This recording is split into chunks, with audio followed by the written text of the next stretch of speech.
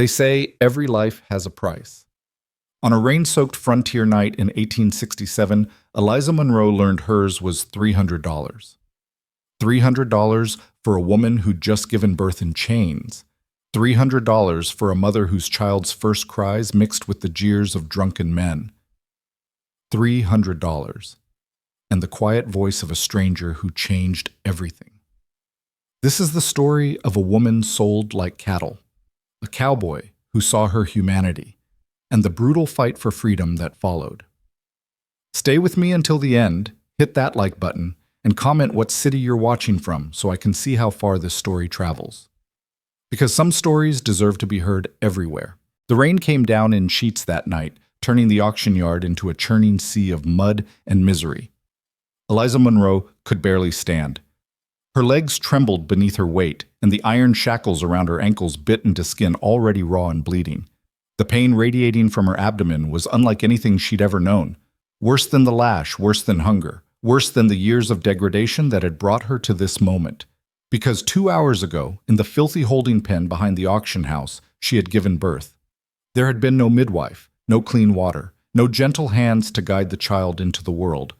Just Eliza, alone in the darkness, biting down on a strip of leather to keep from screaming, her hands cuffed behind her back until the very last moment when the elderly woman in the adjacent pen had convinced the guard to show mercy. The baby had come in a rush of agony and blood, and Eliza had barely managed to catch her daughter before she hit the ground. Her daughter, so small, so perfect, so utterly doomed. Now, as rough hands shoved her toward the auction platform, Eliza clutched the infant to her chest with arms that could barely hold themselves up. The baby was wrapped in Eliza's torn underskirt, the only cloth available.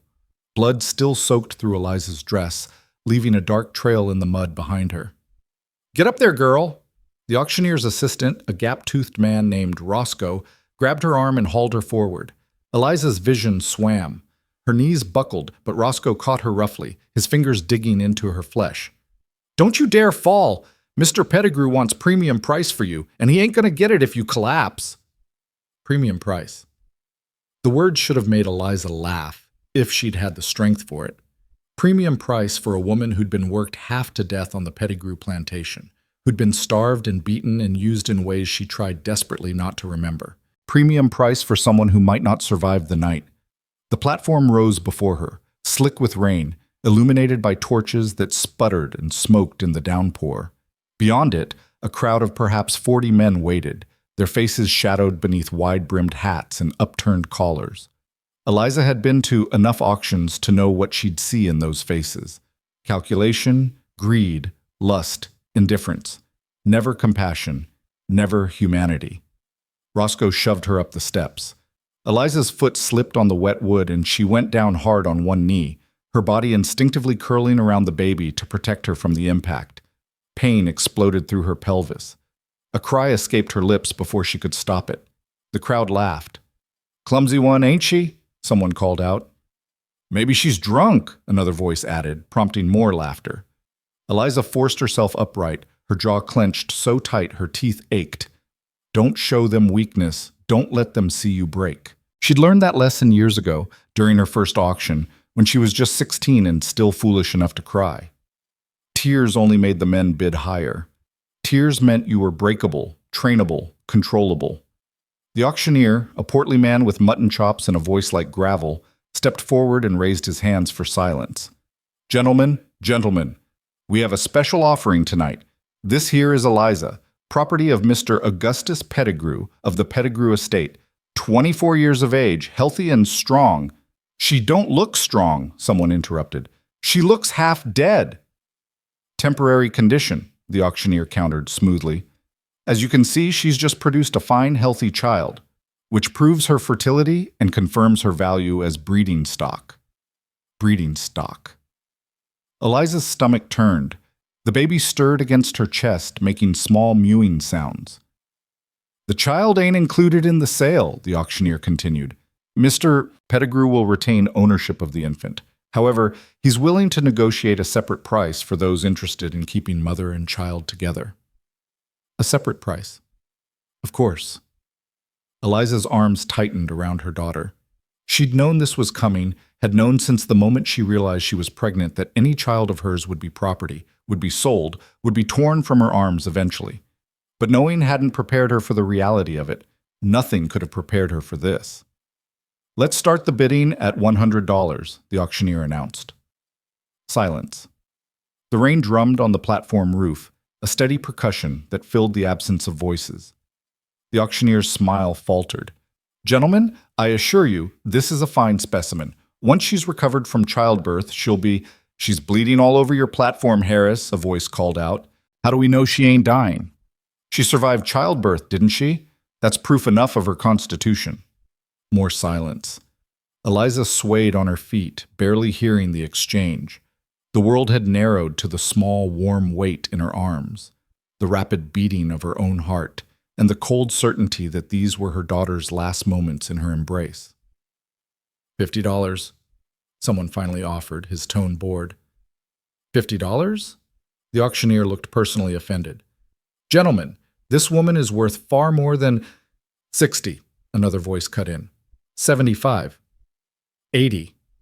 The bidding continued, but it was lackluster, reluctant.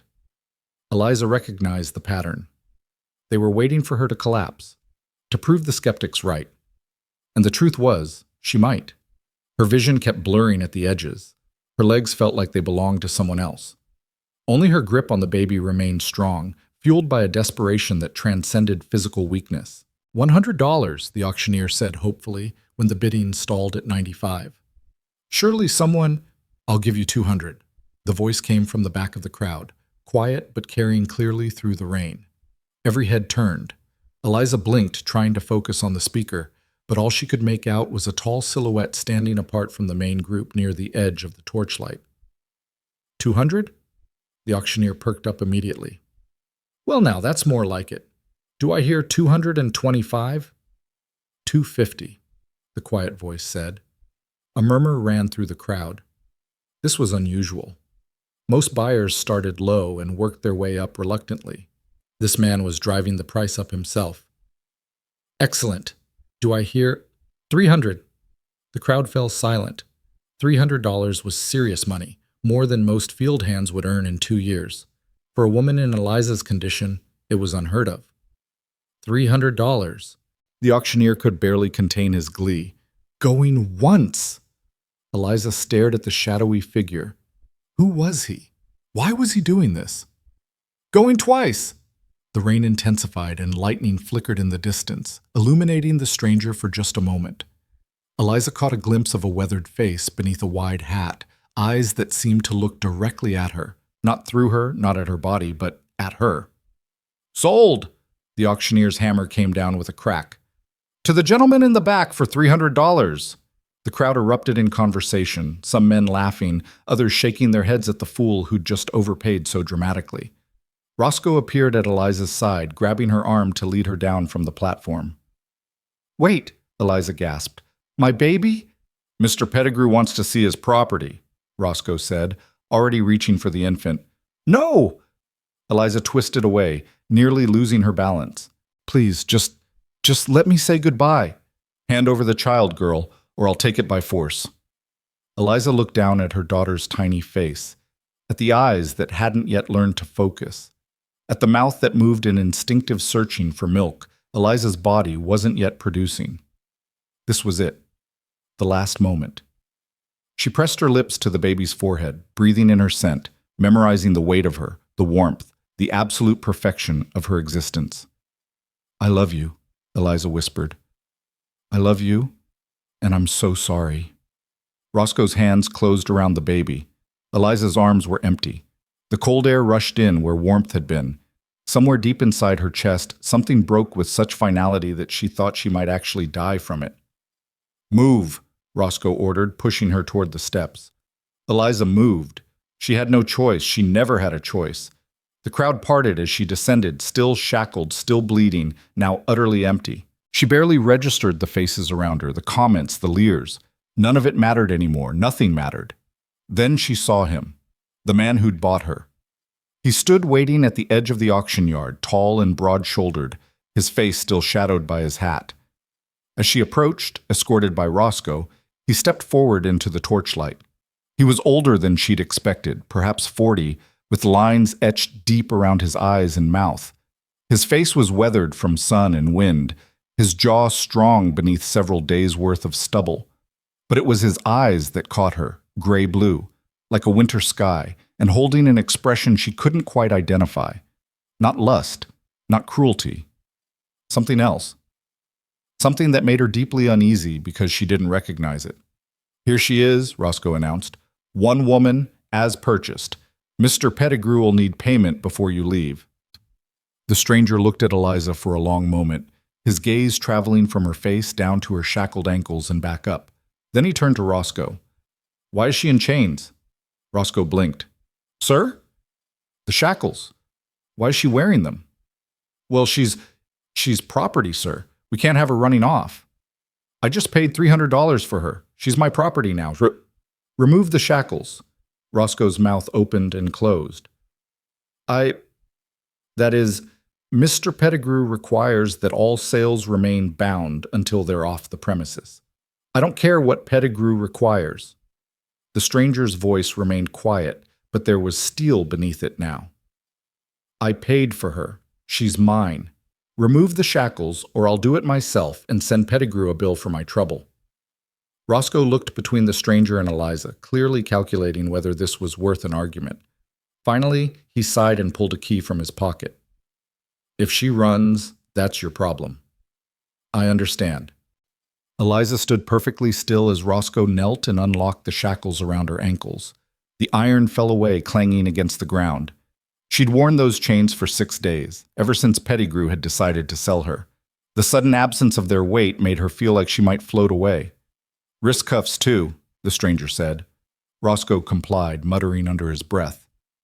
When the last restraint fell away, Eliza rubbed her wrists automatically, feeling the raw skin beneath her fingers. "Come with me," the stranger said to her. Not an order, exactly, but not a request either, simply a statement. Eliza followed because she had no alternative. Her legs barely supported her weight. Each step sent fresh waves of pain through her lower body, and she could feel blood trickling down her inner thighs. She needed to lie down. She needed water. She needed her baby. But her baby was gone. The stranger led her to a covered wagon parked at the far edge of the auction yard. It was well maintained, the canvas clean and taut over the wooden frame. A pair of horses stood hitched to it, their heads lowered against the rain. "Get in the back," the stranger said, moving to the rear of the wagon and unfastening the canvas flap. Eliza hesitated. This was the moment, she thought distantly, when whatever he'd really bought her for would become clear. Men didn't pay $300 without expecting a return on their investment, but when she didn't move, he simply gestured again. "Please, you need to get out of this rain before you catch your death." Slowly, painfully, Eliza climbed into the wagon.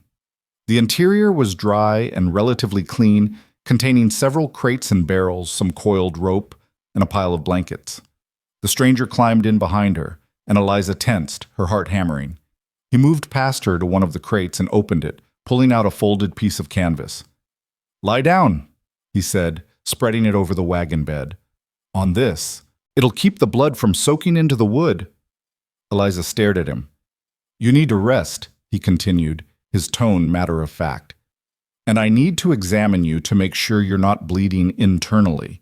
I've delivered cattle and horses through difficult births. Human anatomy isn't so different." You want to examine me?" Eliza's voice came out as barely more than a whisper. "I want to make sure you're not dying," he corrected. "There's a difference." He pulled out another crate, this one containing what looked like medical supplies, clean cloth, a bottle of something clear, a needle, and thread. "I won't touch you more than necessary, and I'll explain everything I'm doing before I do it. But we need to stop that bleeding, and we need to do it now. Understood?" Eliza nodded slowly. She didn't understand any of this, but she was too exhausted and in too much pain to argue. She lowered herself onto the canvas, trying not to cry out, as her body protested the movement. The stranger, her owner, she reminded herself bitterly, moved around the wagon with practiced efficiency, lighting a small lantern that cast warm light over the interior. "I'm going to raise your skirt," he said, not looking at her face. just enough to see the source of the bleeding. Then I'm going to clean the area with this. He held up the bottle. It's going to hurt, but it'll prevent infection. True to his word, he explained each step before performing it. He was neither rough nor unnecessarily gentle, his hands impersonal and efficient. Eliza stared at the canvas ceiling, focusing on breathing through the pain as he worked. You're torn, he said after a moment. Not badly, but enough to need stitches. The bleeding is heavy but not critical. You'll survive this. Eliza said nothing. Survival had never been the question. The question was whether survival was worth it. The stranger cleaned and stitched with the same efficiency he'd shown in everything else. Eliza bit down on her lip to keep from screaming, tasting blood. When he finished, he pulled her skirt back down and covered her with a blanket. There, he said. You should rest now. We have a long journey ahead of us. Where? Eliza managed to ask. My ranch. 3 days' ride from here, up in the high country. 3 days. 3 days away from the only place that might hold her daughter. Panic surged through Eliza's exhaustion. My baby. I know, he said quietly. He moved to sit near the wagon opening, his back to her, giving her privacy. I asked about her. And? Pettigrew already sold her, to a couple heading east. They left an hour ago. The words hit Eliza like a physical blow. Already sold. Already gone. She'd known it would happen, had known from the moment of her daughter's birth, but knowing and experiencing were two different things. Did they... Eliza's voice broke. Did they seem kind? The stranger was quiet for a long moment. I don't know, he finally admitted. I'm sorry. Eliza closed her eyes, hot tears sliding down her temples into her hair. She wanted to scream, to rage, to tear the world apart with her bare hands. But she had no strength for any of it, so she just lay there, trembling, while grief consumed her from the inside out. What's your name? The stranger asked after a while. Eliza. Her voice sounded hollow. Eliza Monroe. Eliza Monroe, he repeated, as if testing the weight of it.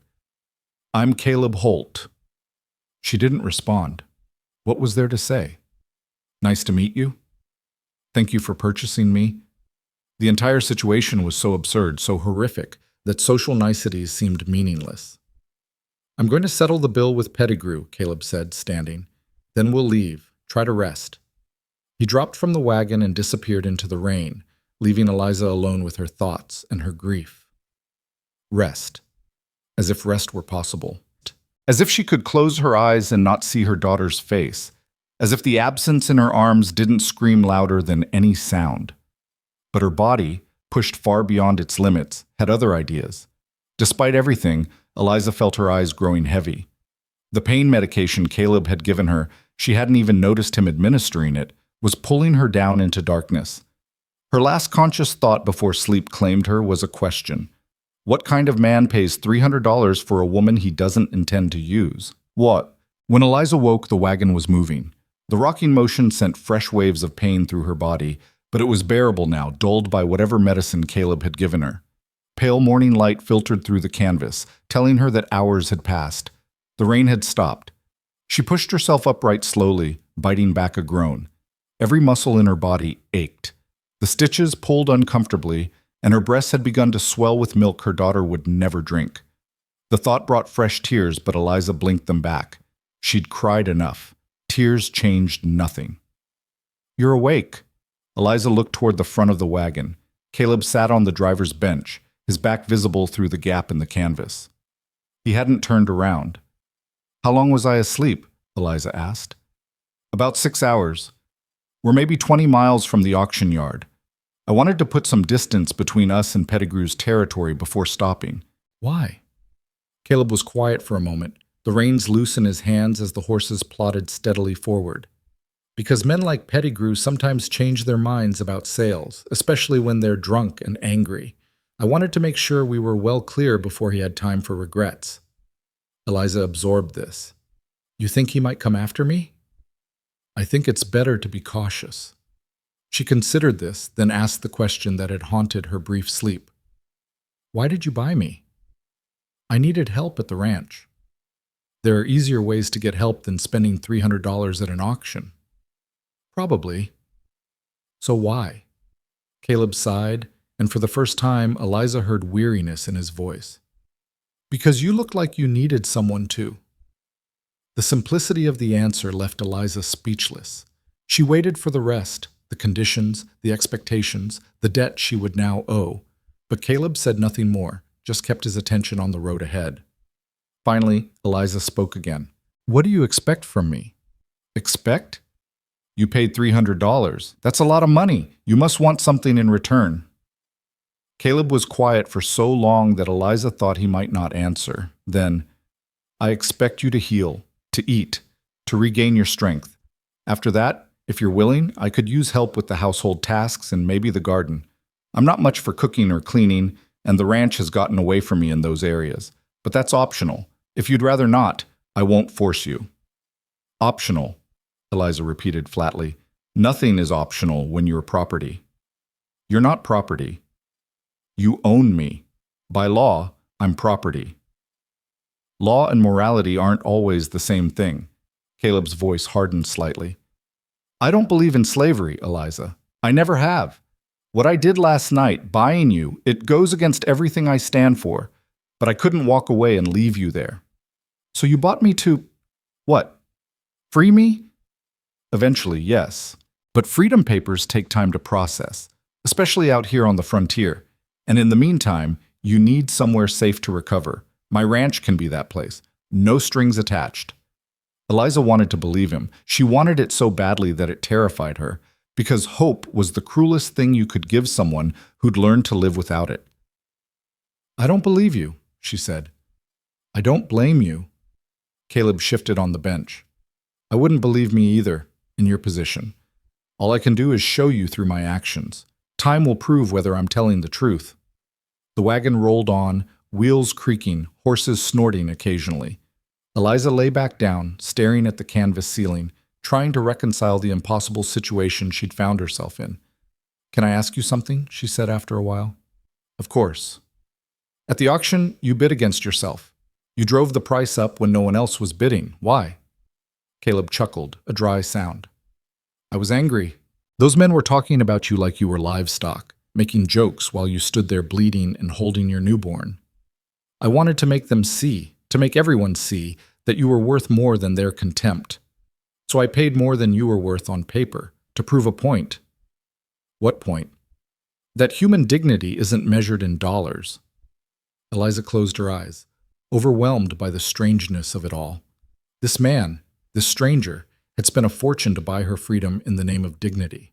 It made no sense. People didn't do things like that. There had to be an angle, a hidden purpose.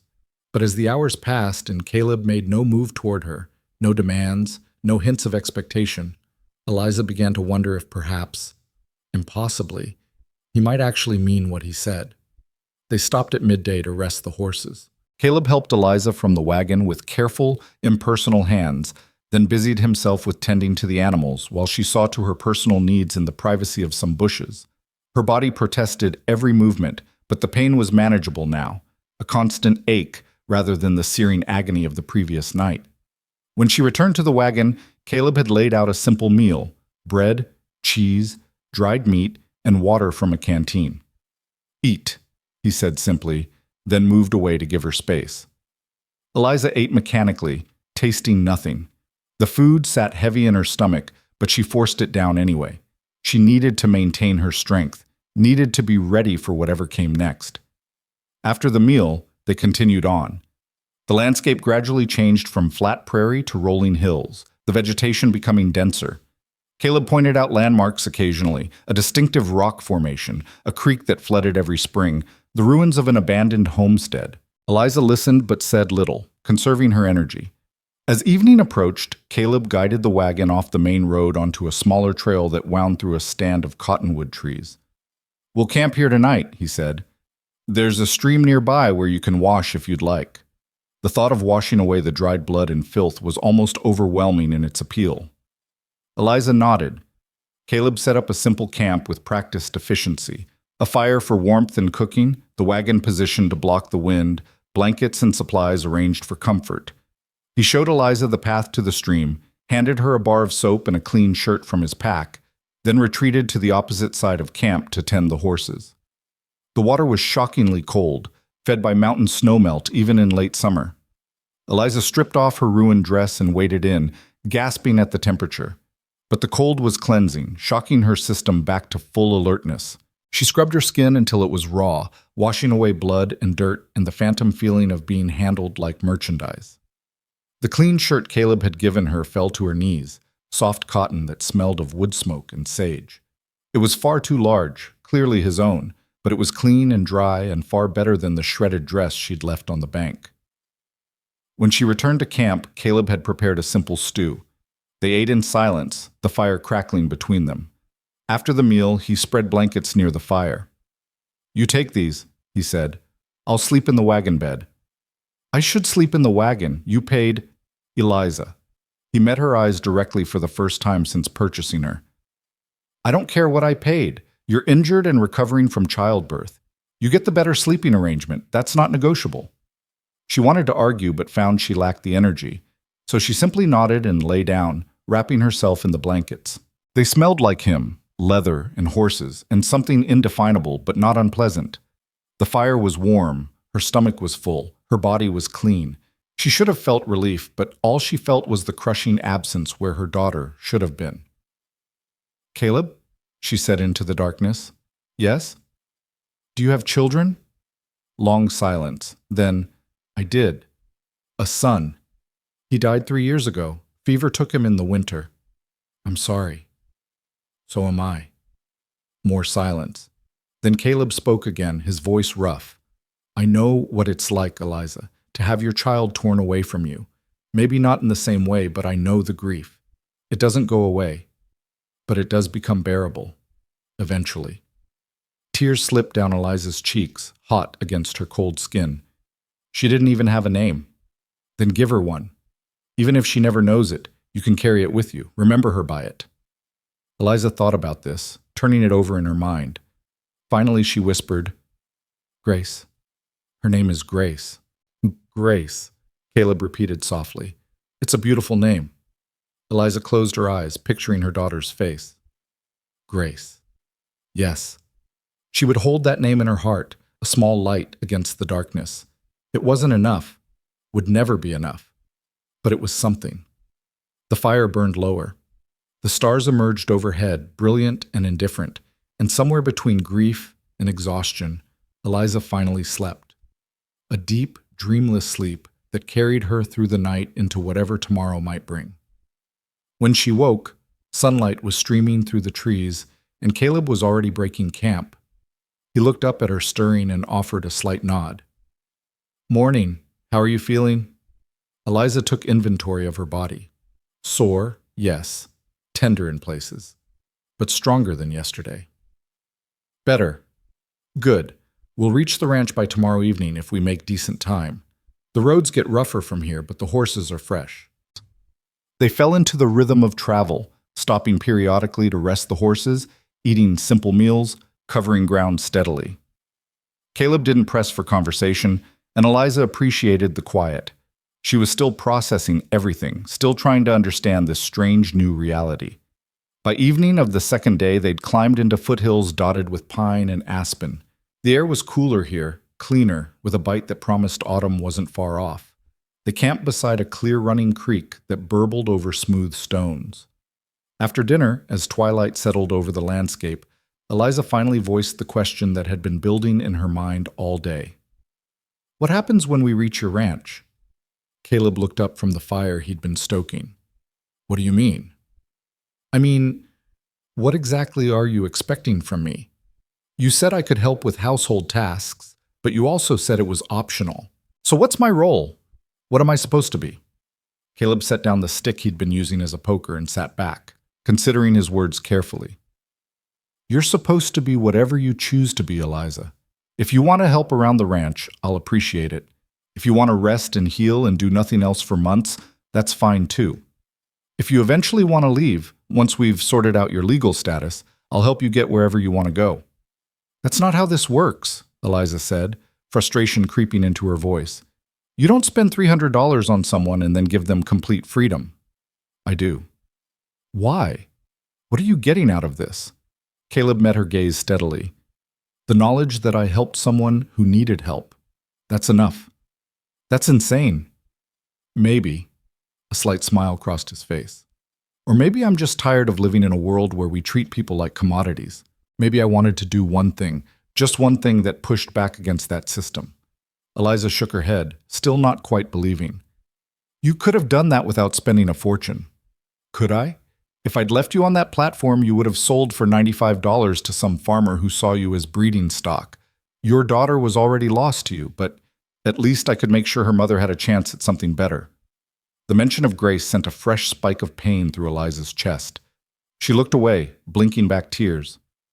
I'm sorry, Caleb said quietly. I shouldn't have brought her up. No, it's... Eliza took a shaky breath. It's fine. She's gone. I need to accept that. But acceptance and moving on are two different things. They are.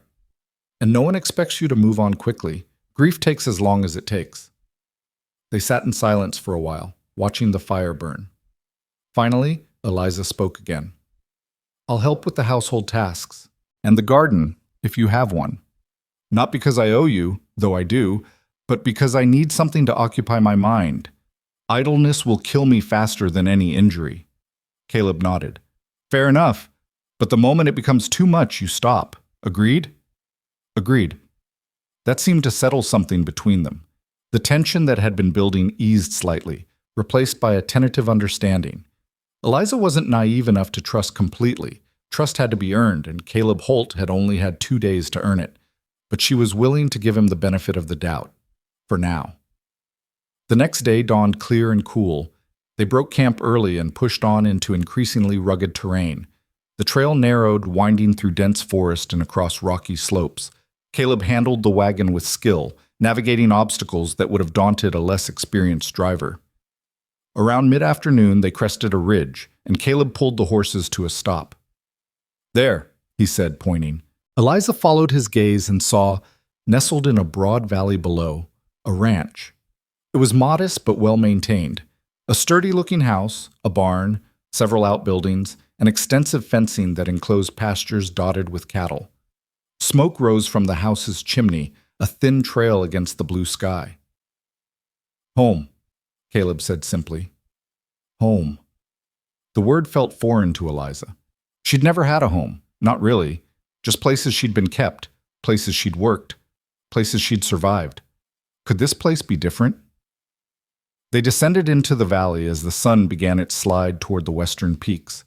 By the time they reached the ranch house, long shadows stretched across the yard. Caleb helped Eliza down from the wagon, and she stood for a moment, taking it all in. The house was larger than it had appeared from the ridge, 2 stories, with a wide porch wrapping around the front. The barn was substantial, clearly built to withstand harsh winters. Everything spoke of care and attention, of a man who took pride in his work.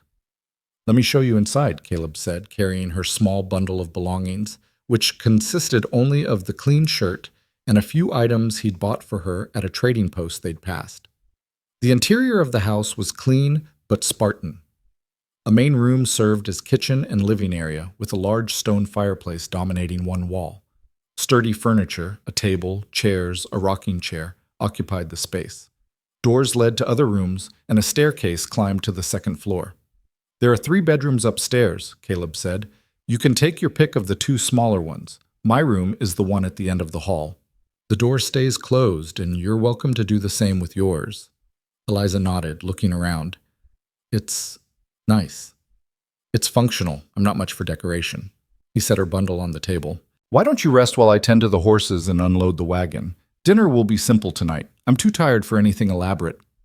I can cook, Eliza offered. You can barely walk. Rest. That's an order. Eliza bristled at the word order, but saw the slight smile playing at the corner of Caleb's mouth and realized he was being intentionally ironic. An order to rest. It was absurd enough to be almost funny. Fine, she said, but tomorrow I start earning my keep. We'll see how you feel tomorrow. Caleb headed outside, leaving Eliza alone in the house.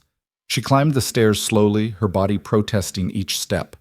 The first bedroom she checked was small but comfortable, with a real bed. An actual bed with a mattress and pillows and quilts. Eliza stared at it in disbelief. She couldn't remember the last time she'd slept on anything softer than a wooden pallet. She sat on the edge of the bed tentatively, half expecting it to collapse, or for someone to rush in and tell her she had no right to such luxury.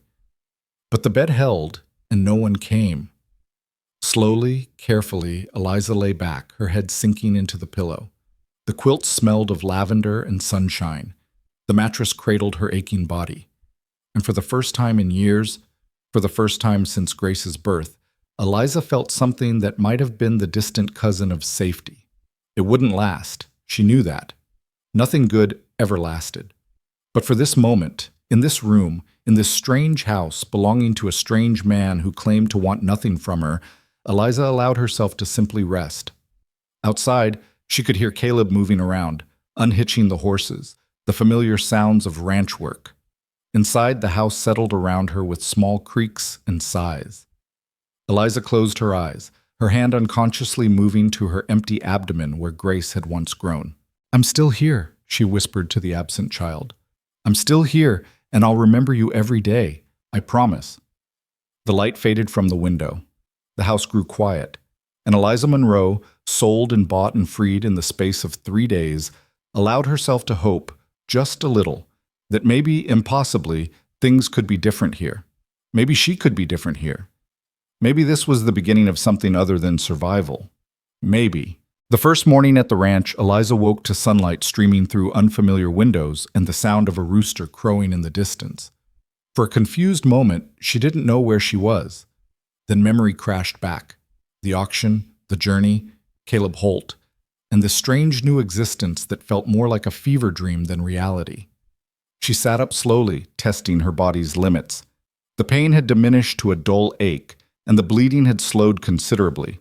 Her breasts were swollen and tender, milk still coming in for a baby who would never nurse. Eliza pressed her hands against them, willing the pain to be physical only, but it radiated straight to her heart where Grace's absence lived like an open wound. A soft knock at the door startled her. "Eliza, you awake?" Caleb's voice, careful and respectful. "Yes. I've made breakfast. When you're ready, come down. No rush." She heard his footsteps retreat down the hallway. Eliza looked around the room, at the simple dresser, the wash basin with fresh water, the clean towel folded beside it. Someone had placed these things here while she slept. Caleb, she realized. A man who owned her but knocked on her door and gave her time and space and privacy. It made no sense. Eliza washed her face and hands, then made her way downstairs. The kitchen smelled of coffee and frying bacon, scents so normal and domestic that they seemed to belong to someone else's life. Caleb stood at the stove, his back to her, spatula in hand. "Sit," he said without turning around. "Eggs will be ready in a minute." Eliza sat at the table watching him work. He moved with the easy competence of someone long accustomed to caring for himself. When he set a plate before her, eggs, bacon, fresh bread with butter, she stared at it. "Something wrong?" he asked. "This is a lot of food. You need to rebuild your strength. Eat." Eliza picked up her fork, then hesitated. "Aren't you eating?" "Already did. I've been up since dawn." He poured her coffee, added cream without asking if she wanted it, and set the cup beside her plate. "I have work to do in the north pasture today. Fence needs mending before the cattle break through. You're welcome to come along if you're feeling up to it, or you can stay here and rest. Your choice." That word again. Choice.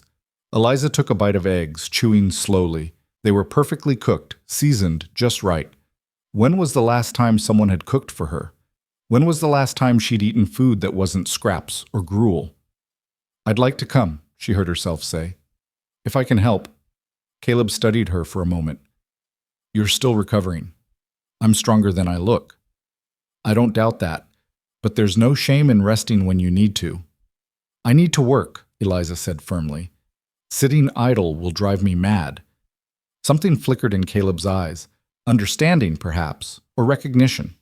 He nodded. "All right, but the moment you need to stop, you tell me. Agreed?" "Agreed." After breakfast, Caleb showed her around the ranch properly. The barn housed 6 horses. including the two that had pulled the wagon. There were chickens in a coop, pigs in a pen, and 2 milk cows in a small paddock near the house. The cattle, maybe 200 head, Caleb estimated, grazed in the larger pastures beyond. "It's a lot for one man," Eliza observed. "It is. I had help until last spring, a couple of ranch hands who worked the place with me, but one got married and moved to town, and the other headed to California chasing gold rumors." Caleb shrugged. "I've been managing alone since then, but it's getting harder. Why I mentioned needing help." They loaded tools and fence posts into a small wagon hitched to a single horse, then set out across the property. The morning was cool and clear, the kind of day that made Eliza understand why people spoke of the West with such longing. Wide open spaces, clean air, mountains rising in the distance like sentinels watching over the valley. The broken fence was about a mile from the house, where several posts had rotted through and the wire sagged dangerously low. Caleb set to work digging out the old posts while Eliza gathered the tools and materials he needed, anticipating what he'd ask for before he spoke. They fell into an easy rhythm, and Eliza found herself relaxing despite her wariness. "You've done this before," Caleb commented as she handed him the post-hole digger at exactly the right moment. "Farm work, mostly. I was raised on a plantation in Missouri before—" She trailed off, not wanting to finish that sentence. "Before you were sold." "Yes." Caleb drove a new post into the ground with strong, steady strikes. "How old were you?" 16. My mother died of fever and the plantation owner sold off anyone who wasn't directly profitable. I ended up in a textile mill in Tennessee for 2 years, then a household in Arkansas, then—" She shrugged. "Pettigrew bought me 3 years ago, said he needed workers for his fields." "And the father of your child?" Eliza's hand stilled on the wire she was uncoiling. "There was no father, not in any way that matters." Caleb looked at her sharply, reading the truth in her careful non-answer. His jaw tightened, but he only said, "I'm sorry." They worked in silence for a while. Eliza appreciated that he didn't press for details, didn't offer empty platitudes. He simply acknowledged her pain and moved on, giving her the dignity of privacy. By midday, they'd replaced 4 posts and restrung the wire. Eliza's body was protesting, the stitches pulling uncomfortably, but she refused to stop. The physical labor was cleansing somehow, burning away some of the helpless fury that had been building inside her since Grace's birth. Caleb finally called a halt when he noticed her favoring her left side. "That's enough for today. We'll finish the rest tomorrow." "I can keep going." "I know you can, but you shouldn't." He started packing up the tools. "Besides, I'm hungry. Let's head back." Lunch was simple: cold meat, cheese, bread, and apples from the cellar. They ate on the porch, watching the cattle graze in the distance. Eliza found herself studying Caleb when he wasn't looking, trying to understand this man who defied everything she'd learned about how the world worked. "Can I ask you something?" she said finally. "Of course." "Why do you live out here alone? A man like you, with property and means. You could have a wife, a family." Caleb was quiet for a long moment, his gaze distant. "I did have a family. My wife Sarah and our son Thomas. We built this ranch together, planned to raise him here, maybe have more children." He paused, his voice roughening. "Sarah died giving birth to our second child. The baby didn't survive either. Thomas was only 5. And then 3 years ago, fever took him too, like I told you before. After that—" He shrugged. "I couldn't seem to move forward. Couldn't imagine bringing someone new into this house, into the life Sarah and I had built. So I stayed alone." Eliza absorbed this, understanding now some of what drove him. "I'm sorry for your losses." "And I'm sorry for yours." He met her eyes. "We're both survivors, Eliza. Both trying to figure out how to keep living when the people we love are gone." The observation struck too close to the bone. Eliza looked away, blinking back unexpected tears. "Grace isn't dead." "No, but she's lost to you, which is its own kind of grief." "Do you think—" Eliza's voice caught. "Do you think I'll ever see her again?" Caleb was quiet, and she appreciated that he didn't offer false hope. "I don't know. The frontier is vast, and people move around constantly. But I'll tell you this. If there's ever any way to find her, any trail to follow, I'll help you follow it. That's a promise." Eliza nodded, not trusting herself to speak. They sat in silence for a while, two people bound by loss, watching the afternoon shadows lengthen across the valley. The days that followed established a pattern. Eliza woke early, helped Caleb with breakfast, then worked alongside him on ranch tasks. She fed chickens, collected eggs, milked cows, weeded the sadly neglected vegetable garden behind the house. She cleaned and cooked and mended, throwing herself into domestic tasks with an intensity that kept the grief at bay during daylight hours. Caleb never demanded her help, never expected it, which somehow made Eliza want to give it more freely. He treated her like a partner rather than property, asking her opinion on ranch decisions, listening when she spoke, respecting her boundaries. When she needed space, he gave it. When she needed company, he provided it without being asked. It was disturbing how quickly Eliza began to rely on this routine, this strange domestic normalcy. She kept waiting for the other shoe to drop, for Caleb to reveal his true intentions, but days turned into weeks and nothing changed. He remained respectful, kind, and utterly committed to treating her as a free person despite the legal reality. One evening, about 3 weeks after her arrival, Eliza was washing dishes when Caleb came in from the barn carrying a wooden box.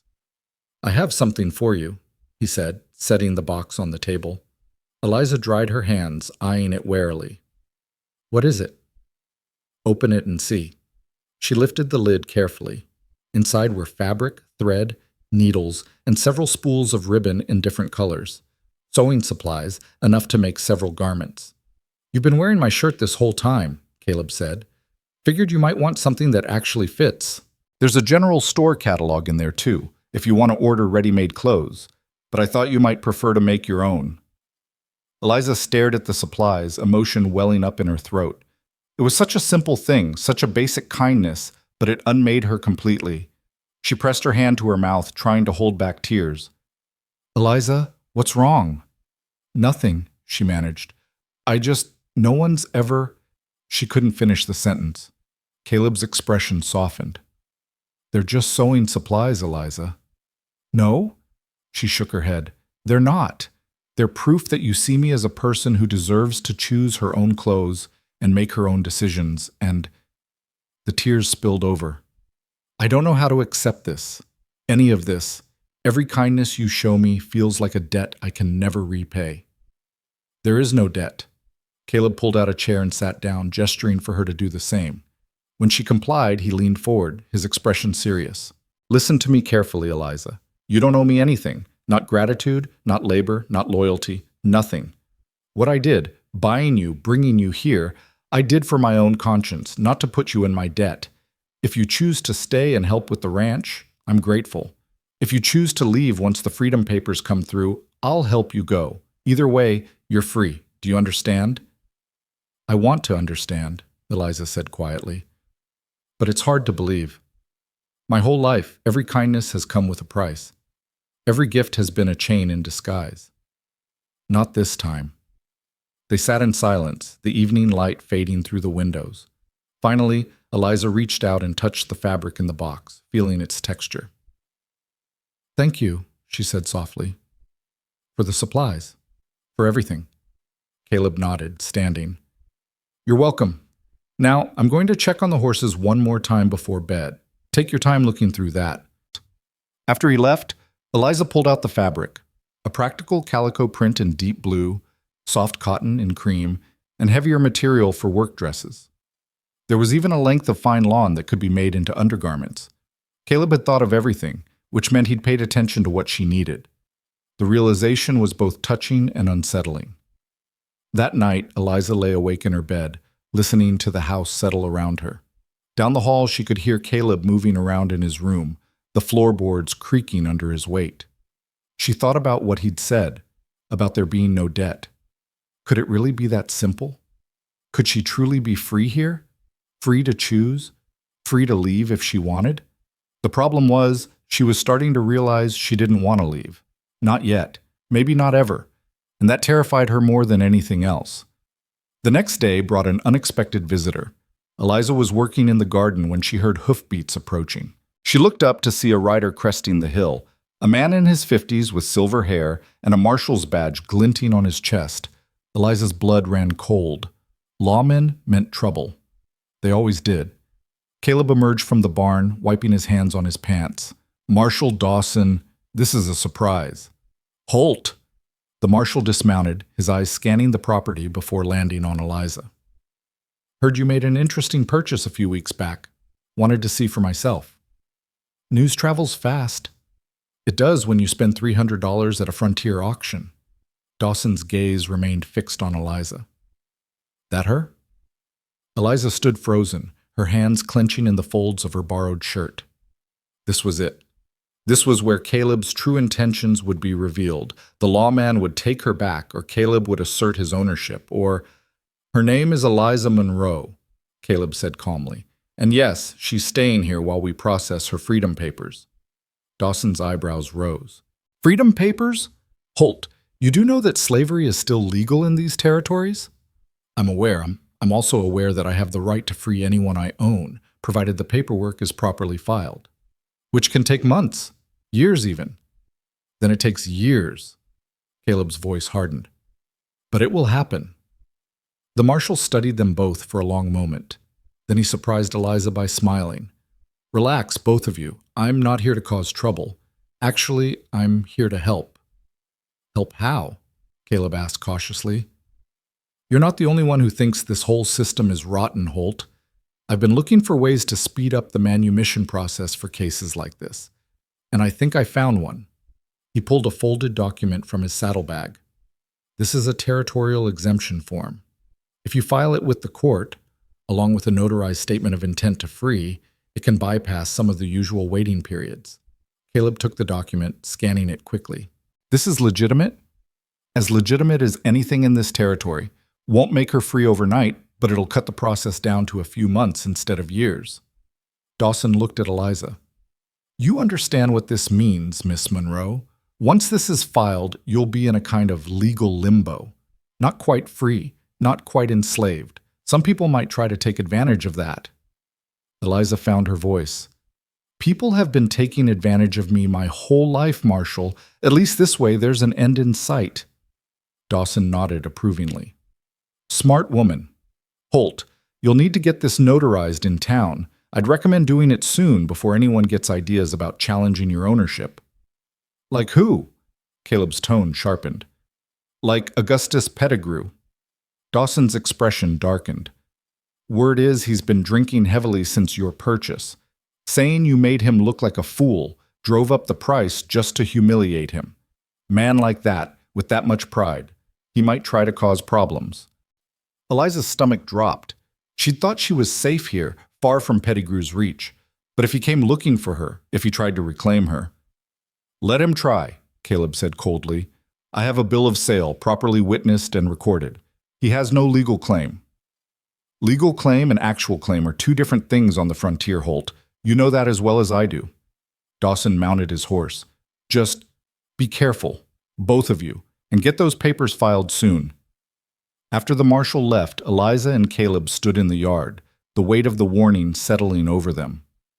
He won't come here, Caleb said, but he sounded like he was trying to convince himself. Pettigrew is a coward. He only strikes when he has overwhelming force on his side. You don't know him like I do, Eliza said quietly. When he drinks, he gets mean. And when he gets mean, he doesn't care about consequences. Caleb looked at her, seeing the fear she was trying to hide. Then we'll be ready. I'll ride to town tomorrow and file the papers, and I'll make sure we have guns loaded and accessible just in case. You'd fight for me? The question slipped out before Eliza could stop it. Yes, Caleb said simply. I would. That night, Eliza couldn't sleep. She kept imagining Pettigrew's face, his hands, the way he'd looked at her with such contempt when he'd ordered her sold. He was a man who didn't like losing, and Caleb had made him lose publicly. That kind of humiliation demanded retribution. Around midnight, she gave up on sleep and went downstairs. To her surprise, Caleb was there, sitting at the table with a rifle across his lap, cleaning it methodically. Couldn't sleep either, he asked without looking up. No. Eliza sat across from him, watching his hands work. Are you really going to fight if he comes? Yes. Why? I'm not worth dying for. Caleb looked up sharply. Don't say that. It's true. You barely know me. You're a human being who deserves dignity and freedom, Caleb interrupted. That's worth fighting for, worth dying for if it comes to that. But it shouldn't have to come to that. I could just leave, disappear. Then you'd be safe, and Pettigrew would have no reason to come after you. And where would you go? You have no money, no papers, no way to survive on your own out here. Caleb set down the cleaning cloth. Besides, I made you a promise. I told you this was a safe place, that you were free here. I don't break my promises. Eliza felt tears prickling her eyes again. This man, this impossible man, was willing to risk everything for her. It made no sense. It defied every lesson she'd learned about human nature. I don't understand you, she whispered. I don't need you to understand me. I just need you to trust me. He met her eyes. Can you do that?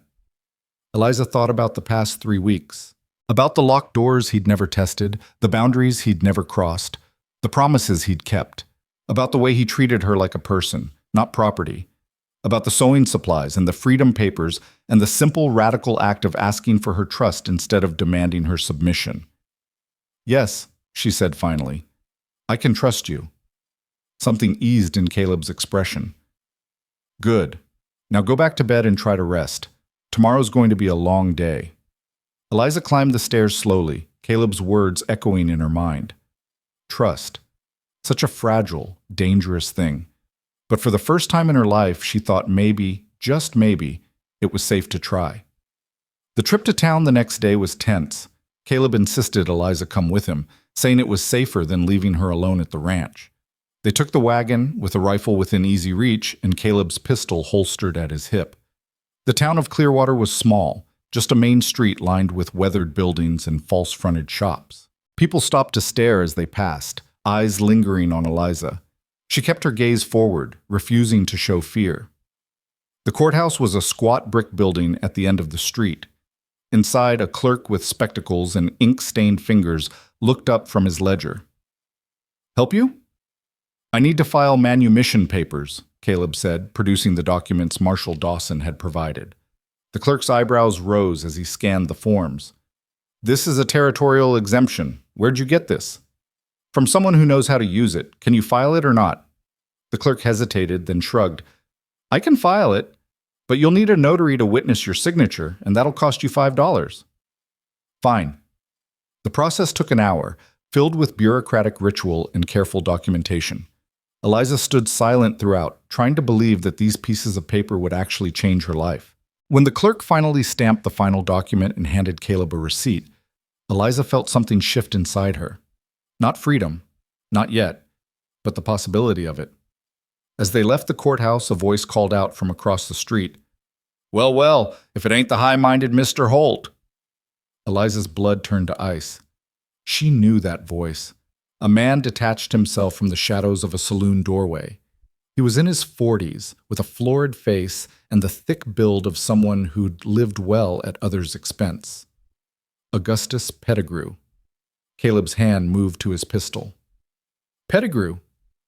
Heard you were in town. Thought I'd come say hello. Pettigrew's eyes slid to Eliza, and his smile turned cruel. And to see my former property. Looking well, girl. Ranch life agrees with you. She's not your property anymore, Caleb said flatly. No, she's yours for now. Pettigrew sauntered closer, reeking of whiskey even at this early hour. But I've been thinking. That sale might not have been entirely legal. I was drunk, you see. Couldn't have been thinking clearly when I accepted your bid. You were sober enough to take my money. Details. Pettigrew waved a hand dismissively. Point is, I'm considering challenging the sale, getting my property back. The sale is recorded and legal. You have no grounds. Maybe, maybe not. Frontier law is flexible, Holt, especially when the right people are persuaded. Pettigrew's smile widened. How much did you really pay for her? $300? I'll give you $400 to sell her back to me. Right now. That's a $100 profit for a few weeks' use. Eliza's hands clenched into fists. Use, as if that's all she'd been doing here. She's not for sale, Caleb said, his voice dangerously quiet. Everything's for sale. Name your price. There is no price. She's a human being, not livestock. Pettigrew laughed, a harsh sound that drew attention from passers-by. Human being. She's a slave, Holt. Property. And you're a fool if you think some paperwork is going to change that. The paperwork is already filed. In a few months, she'll be legally free. So whatever you're planning, you're too late. The smile dropped from Pettigrew's face, replaced by cold rage. You think you're better than me? You think you're some kind of savior? You're not. You're just a lonely widower who bought himself a woman because you can't get one any other way. Caleb's jaw tightened, but he kept his voice level. We're done here. Come on, Eliza. He took her arm gently, guiding her toward the wagon. Pettigrew called after them. This isn't over, Holt. I'll see you ruined for this. You and that whore both. Caleb spun, and for a moment Eliza thought he might actually draw his gun. But he just stared at Pettigrew with such contempt that the other man actually took a step back. If you come near my ranch, Caleb said, each word deliberate and cold, I will defend my property and everyone on it. By any means necessary, remember that before you do something stupid. They climbed into the wagon and left, but Eliza could feel Pettigrew's eyes boring into her back the entire way. The ride home was silent, tension crackling between them. When they finally reached the ranch, Caleb helped Eliza down and then started unhitching the horses, his movements sharp and angry. I'm sorry, Eliza said. Caleb looked at her in surprise. For what? For causing this. For bringing his anger down on you. Eliza, none of this is your fault. Pettigrew is angry because I exposed him for what he is, a petty, cruel man who treats people like objects. He'd be angry at anyone who challenged him. But now he's threatening you because of me. Let him threaten. I've faced worse than Augustus Pettigrew. Caleb finished with the horses and turned to her fully. Listen to me. I knew what I was doing when I bought you. I knew it might have consequences, and I'd do it again, without hesitation. So stop apologizing for existing, for needing help, for being human. You have nothing to be sorry for. Eliza nodded, though the guilt still sat heavy in her chest. They went about the evening chores in silence, both lost in thought. At dinner, Caleb was quiet, and Eliza could see him working through scenarios, making plans. You're worried he'll actually come, she said finally. I'm being cautious. There's a difference. What will we do if he does? Caleb looked at her seriously. If he comes with the law, which he can't because the sale was legal, we show them the paperwork. If he comes with hired guns, he paused, then we defend ourselves. You know how to shoot? No? Then tomorrow, I teach you. The next morning, Caleb set up targets behind the barn, old bottles and tin cans balanced on fence posts. He showed Eliza how to hold the rifle, how to sight down the barrel, how to breathe and squeeze the trigger rather than pull it. The first shot knocked her backward, the recoil stronger than she'd expected. The second went wide. But by the 10th shot, she was hitting the targets with increasing regularity. Good, Caleb said, nodding approval. You're a natural. Or desperate, Eliza said, reloading. Desperation can be a powerful teacher. They practiced for an hour each day after that, until Eliza could reliably hit what she aimed at. Caleb taught her to load and clean the weapons, to recognize when they were about to jam, to shoot from different positions. It was practical knowledge, necessary knowledge, but it also made the threat feel more real. A week passed. Then 2. No sign of Pettigrew. Eliza began to hope that maybe his threats had been empty, fueled by liquor and wounded pride but lacking real follow-through. She settled deeper into life on the ranch. She sewed herself 2 work dresses and 1 nicer outfit for town trips, hemming them carefully and taking pride in the fit. She expanded the garden, planting late-season crops that would mature before the first frost. She learned the rhythms of the cattle, the personalities of the horses, the way the light changed as autumn approached. And slowly, carefully, she learned to trust Caleb Holt. It showed in small ways, the way she no longer flinched when he moved suddenly, the way she started offering opinions without being asked, the way she sometimes laughed at his dry observations about ranch life.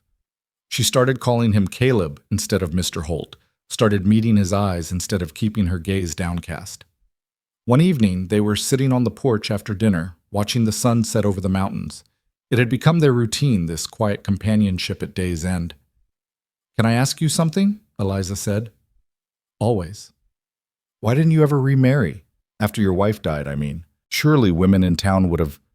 Caleb was quiet for a moment. Some did show interest, but I couldn't. Every time I thought about it, I just felt tired.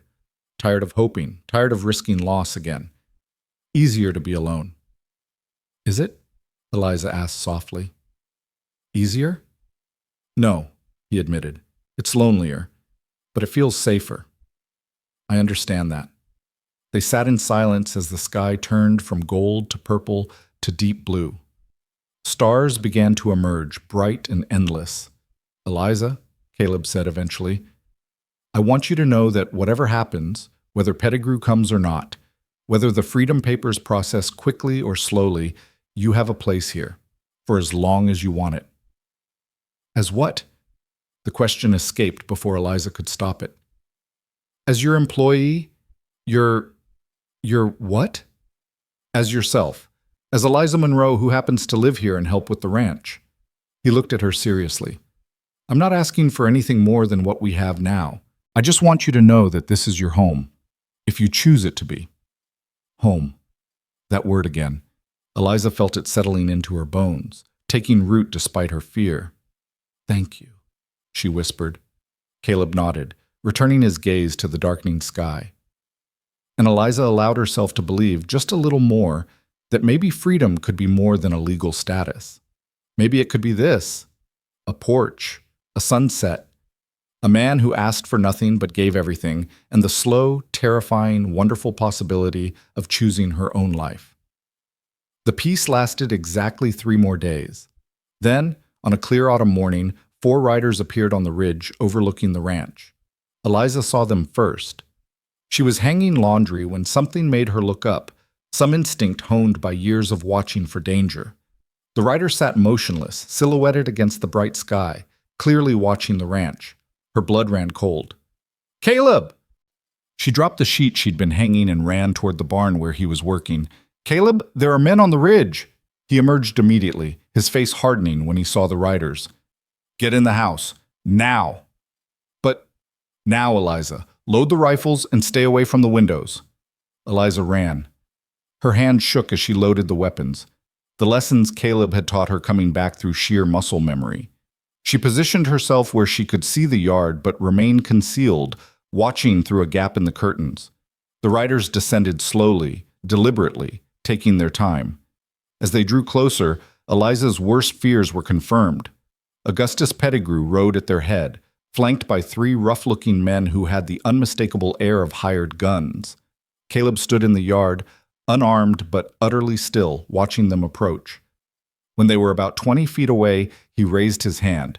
That's close enough, Pettigrew. The riders stopped. Pettigrew smiled, but it didn't reach his eyes. Holt, we need to talk. We have nothing to discuss. I disagree. See, I've been thinking about our last conversation, about my property, and I've decided I want her back. She's not your property. I showed you the papers. Papers can burn, sales can be contested. Pettigrew's voice hardened. One way or another, I'm leaving here with what's mine. Inside the house, Eliza's grip tightened on the rifle. This was it. The moment she'd been dreading, the moment when the illusion of safety shattered and revealed the truth underneath, that she would never truly be free, that men like Pettigrew always won in the end. But then Caleb spoke, his voice carrying clearly across the yard. You can try, but you'll have to go through me first. And I promise you, Pettigrew, that won't end well for anyone. The confrontation had begun, and Eliza knew with absolute certainty that before it ended, blood would be spilled. The only question was whose. Pettigrew's smile widened into something cruel and predatory. Big words from a man who's outnumbered 4-1. You really want to die over a slave, Holt? She's not a slave. Not anymore. Caleb's voice remained steady, but Eliza could see the tension in his shoulders, the way his hand hovered near his hip where his pistol should have been. And if you're planning violence, you should know the marshal's been informed of your threats. Anything happens to me or Eliza, he'll know exactly where to look. Dawson? Pettigrew laughed. That old man talks a good game, but he's got no real authority out here. This is frontier country, Holt. Justice belongs to whoever's got the most guns.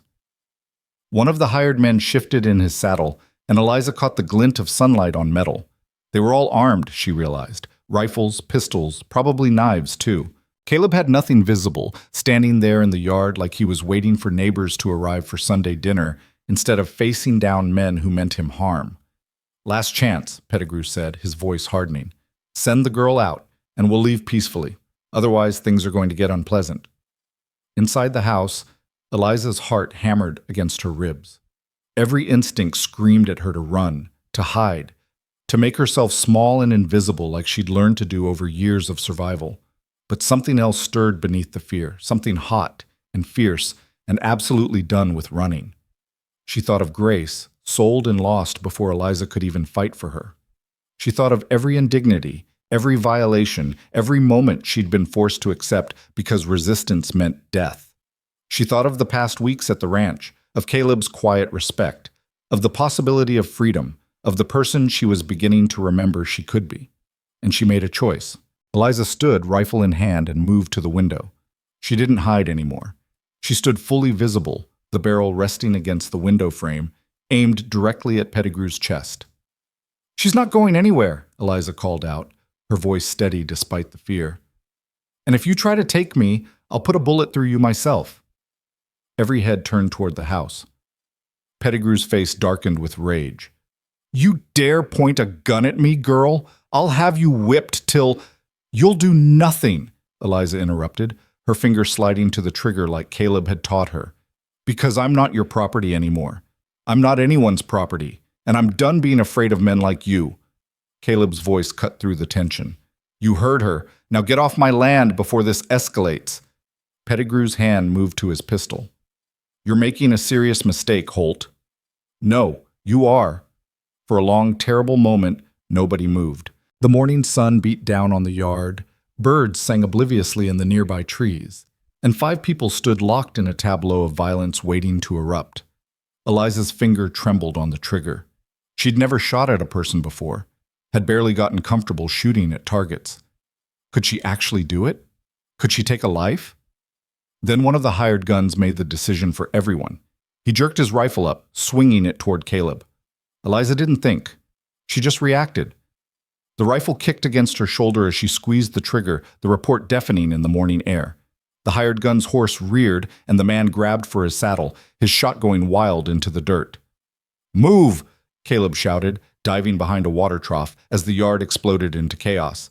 Guns fired in rapid succession. Wood splintered around Eliza as she ducked below the window, her hands shaking as she worked to reload. She'd hit the man's horse, not him. Whether by accident or some unconscious mercy, she wasn't sure. But she'd fired, and that changed everything. Outside, Caleb had somehow reached the barn. Eliza saw him emerge with a rifle, using the corner for cover as he returned fire. One of Pettigrew's men cried out and slumped in his saddle, clutching his arm. The horses were panicking now, wheeling and stamping, turning the yard into a maelstrom of dust and confusion. "Get her!" Pettigrew roared, pointing at the house. "Burn them out if you have to!" 2 of the men dismounted, using their horses as shields as they advanced on the house. Eliza's breath came in short gasps. They were coming for her. They were actually coming. She forced her hand steady and raised the rifle again, sighting down the barrel at the nearest man. He was young, maybe 25, with a scraggly beard and mean eyes. He didn't look afraid. He looked excited. Eliza fired. The shot caught him in the shoulder, spinning him around. He dropped his rifle, cursing viciously. "That's enough!" The second man raised his hands, backing away from his wounded companion. "I didn't sign up for this. Woman's a dead shot." Caleb's voice rang out from the barn. "Smart man! Now get your friend and ride out while you still can." But Pettigrew wasn't done. Red-faced and trembling with rage, he spurred his horse forward, pistol raised. "I'll kill you myself, you self-righteous bastard!" Time seemed to slow. Eliza saw Pettigrew's finger tightening on the trigger, saw the barrel swinging toward Caleb, saw the moment when everything could end. Without thinking, without hesitation, she aimed and fired. The bullet struck Pettigrew's gun hand. His pistol flew from his grip and he howled in pain, blood streaming from his shattered fingers. His horse bolted, nearly throwing him as it galloped in a panicked circle. Caleb stepped out from cover, his rifle trained on the remaining men. "Next person who moves gets more than a flesh wound. Drop your weapons. Now!" The uninjured gunman complied immediately, his hands shaking as he tossed his pistol and rifle to the ground. The one Eliza had shot in the shoulder did the same, his face pale from shock and pain. Pettigrew clung to his saddle one-handed, his ruined hand cradled against his chest, his face twisted in agony and fury. "You'll pay for this," he gasped. "Both of you. I'll see you hang." "For defending my own property from armed intruders?" Caleb's voice was ice cold. "I don't think so. Now get off my land, all of you. And if I ever see you near this ranch again, Pettigrew, I won't aim for your hand." The hired men needed no further encouragement. They scrambled onto their horses and rode out, the wounded man swaying dangerously in his saddle. Pettigrew followed more slowly, his face gray with pain and shock, but his eyes burned with a hatred that promised this wasn't over. As the sound of hoofbeats faded, silence settled over the ranch like a physical weight. Smoke drifted from the barrel of Eliza's rifle. Her hands were shaking so badly now that she had to set the weapon down before she dropped it. "Eliza?" Caleb's voice closer now. He was at the door. "Can I come in?" She nodded, then realized he couldn't see her. "Yes." He entered slowly, his rifle still in hand, his eyes scanning the room for threats before settling on her. "Are you hurt?" "No. You?" "I'm fine." He set his rifle down and moved toward her carefully, like she was a spooked horse. "That was... Eliza, what you did out there." "I shot him." The words came out flat, disconnected. "I shot Pettigrew. I shot his man. The reality crashed over her like a wave. She'd fired at human beings. She'd drawn blood. She'd done exactly what Pettigrew had always wanted to turn her into. Violent, dangerous, a threat to be controlled. Her legs gave out, and she sank to the floor, the rifle clattering beside her. Caleb was there immediately, kneeling in front of her but not touching, giving her space. "Hey, look at me. Eliza, look at me." She forced her eyes to his face. "You defended yourself," he said firmly. "You defended both of us. That's not wrong. That's not something to be ashamed of." "I could have killed him." "But you didn't. You aimed for his hand, not his heart. Even in the middle of chaos, you chose mercy." Caleb's voice softened. "That takes more courage than killing, Eliza. More strength. You did the right thing." "I don't feel strong. I feel..." She couldn't finish the sentence, couldn't articulate the storm of emotions tearing through her, fear, rage, triumph, guilt, all tangled together into something overwhelming. "Come on." Caleb stood and offered his hand. "Let's get you sitting properly. You're shaking." Eliza let him help her to a chair. Her whole body was trembling now, adrenaline draining away and leaving weakness in its wake. Caleb brought her water and she drank mechanically, tasting nothing. "Will he come back?" she asked finally. Caleb was quiet for a moment. "Eventually, maybe, but not today, and probably not with guns. We hurt his pride badly, Eliza. Made him look weak in front of his hired men. He'll want revenge, but he'll be more careful about how he seeks it." "What do we do?" "We stay alert. We keep the weapons loaded. And first thing tomorrow I ride to town and report what happened to Marshal Dawson. Get it on record that Pettigrew attacked us, that we defended ourselves legally." He met her eyes. "But Eliza, you need to understand something. After this, there's no going back. You stood up to him. You fought. Men like Pettigrew, they don't forget that." "I know." Eliza's hands clenched into fists. "But I'm done running, done hiding. If he comes for me again, I'll fight again. I'll keep fighting until either he's gone or I am." Something flickered in Caleb's expression. Approval, maybe, or recognition. "Then we fight together. Because you're not alone in this anymore." The words settled over Eliza like a blanket, warm and solid. Not alone. For the first time in her entire life, she wasn't facing danger alone.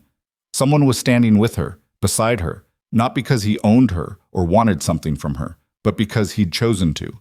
Because he believed she deserved protection and dignity and freedom. They spent the rest of the day securing the ranch.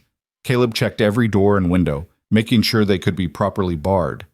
He moved weapons to strategic locations throughout the house. He even rigged a simple alarm system using tin cans and wire that would alert them if anyone approached at night. Eliza helped where she could, but mostly she tried to process what had happened. She'd crossed a line today, one she could never uncross. She'd met violence with violence, had refused to be a victim, had claimed her right to defend herself. The old Eliza, the one who'd survived by making herself small and compliant, was gone. In her place stood someone harder, fiercer, less willing to bend. She wasn't sure if that was a good thing or not. But it was done. As evening approached, Caleb cooked dinner while Eliza kept watch from the window. Neither of them had much appetite, but they forced themselves to eat. Strength would be important in the days ahead. "Tell me about your son," Eliza said suddenly, breaking the silence. Caleb looked up, surprised. "Thomas?" "Yes. You said fever took him, but you never talk about what he was like." Caleb was quiet for a long moment, his fork frozen halfway to his mouth. Then he set it down and leaned back. "He was 6 when he died. Smart as a whip, always asking questions about everything. Why is the sky blue? Where do stars come from? How do horses know where to walk?" A faint smile crossed his face.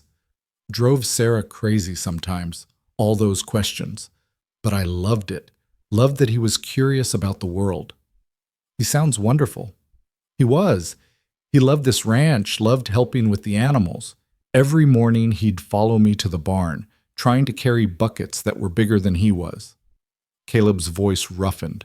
The day the fever started, he complained his head hurt. We thought it was nothing. By nightfall, he was burning up. 3 days later, he was gone.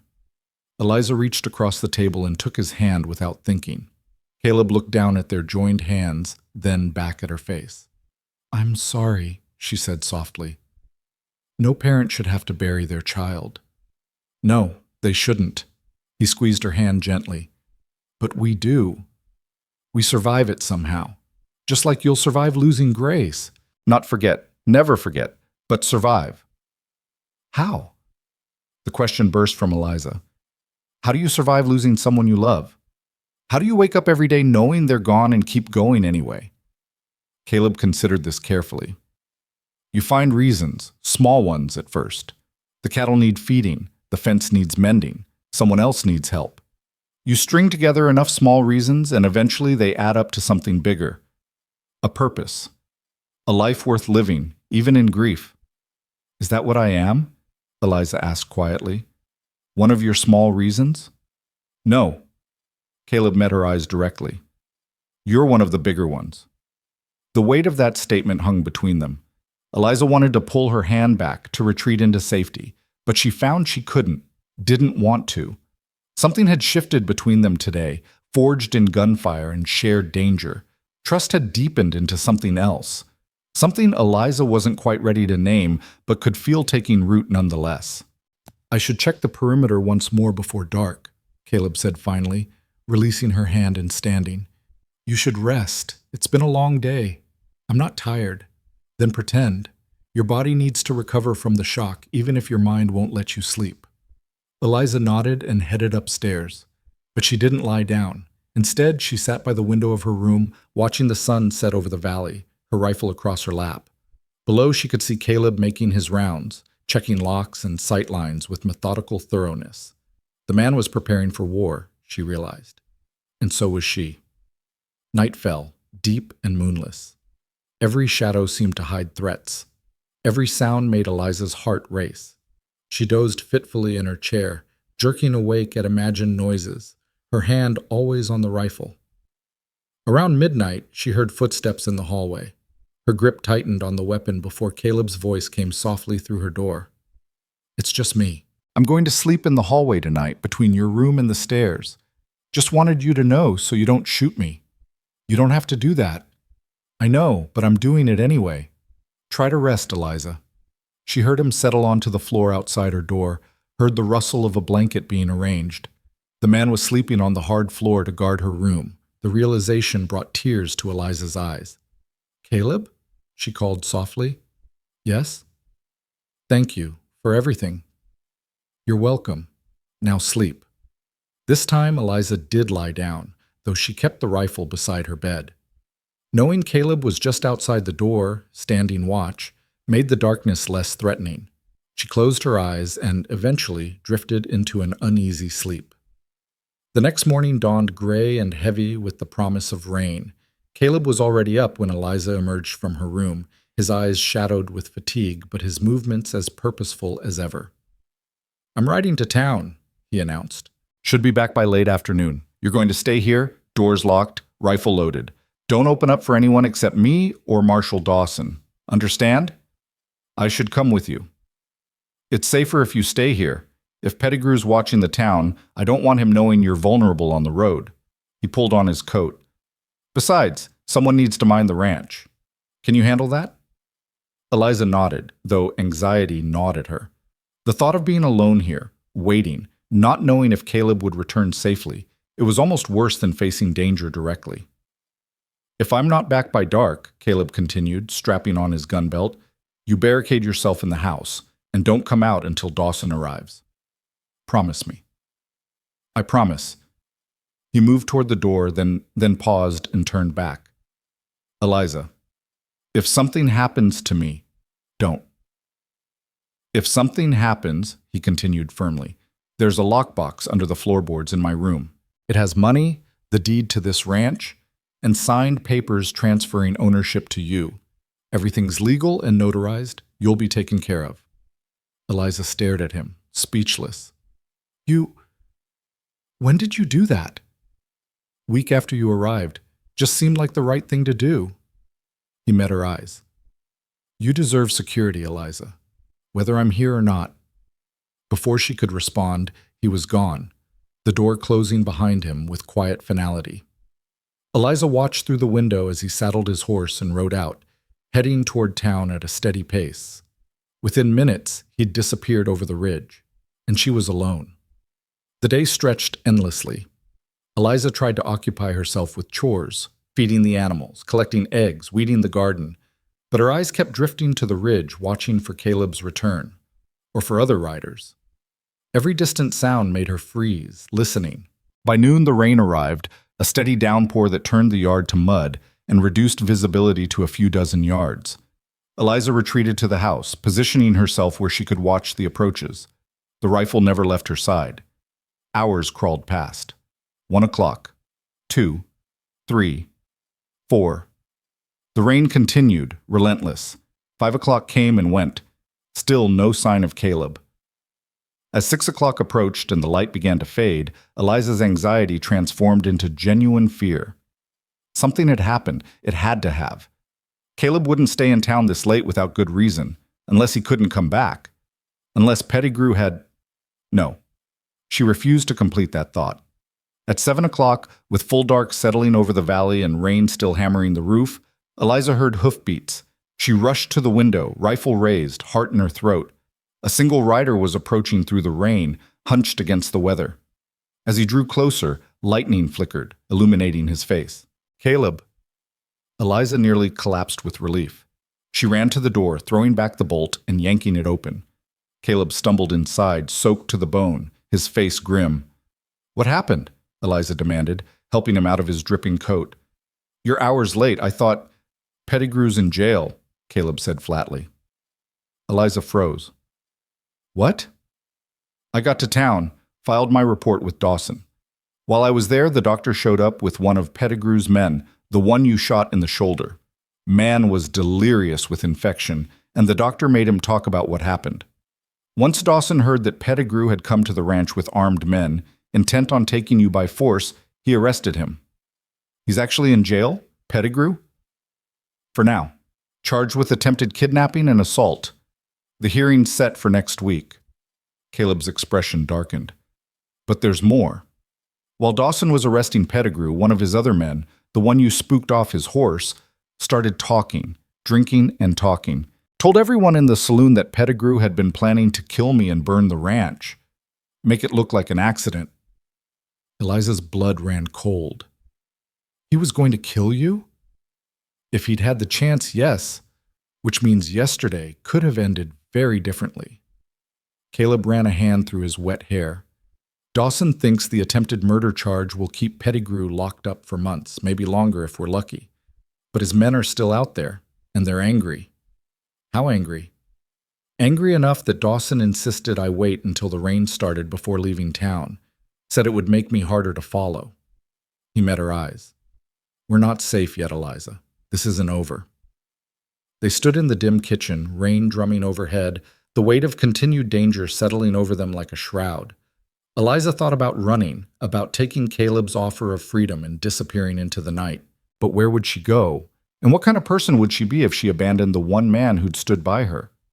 Then we stay vigilant, she said firmly. We keep the weapons close. We don't let our guard down. Caleb nodded slowly.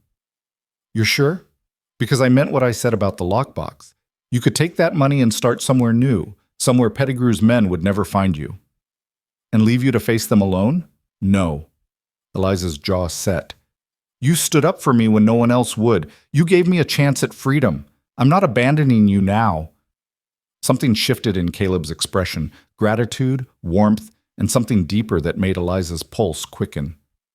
You're a remarkable woman, Eliza Monroe. I'm a woman who's tired of running. There's a difference. They prepared a simple dinner and ate mostly in silence, both too tired and worried for conversation.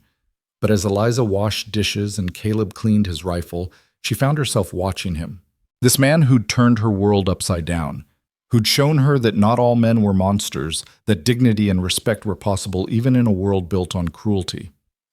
I'll take first watch tonight, Caleb said, interrupting her thoughts. Wake me at midnight and I'll take over. You're exhausted. We both need rest. This way we split it fairly. He smiled faintly. Don't argue. You won't win. Eliza couldn't help a small smile in return. Fine, but if you fall asleep on watch, I reserve the right to say I told you so. Deal. Eliza went upstairs to her room, but found she couldn't sleep. Her mind raced with everything that had happened, everything that might still happen.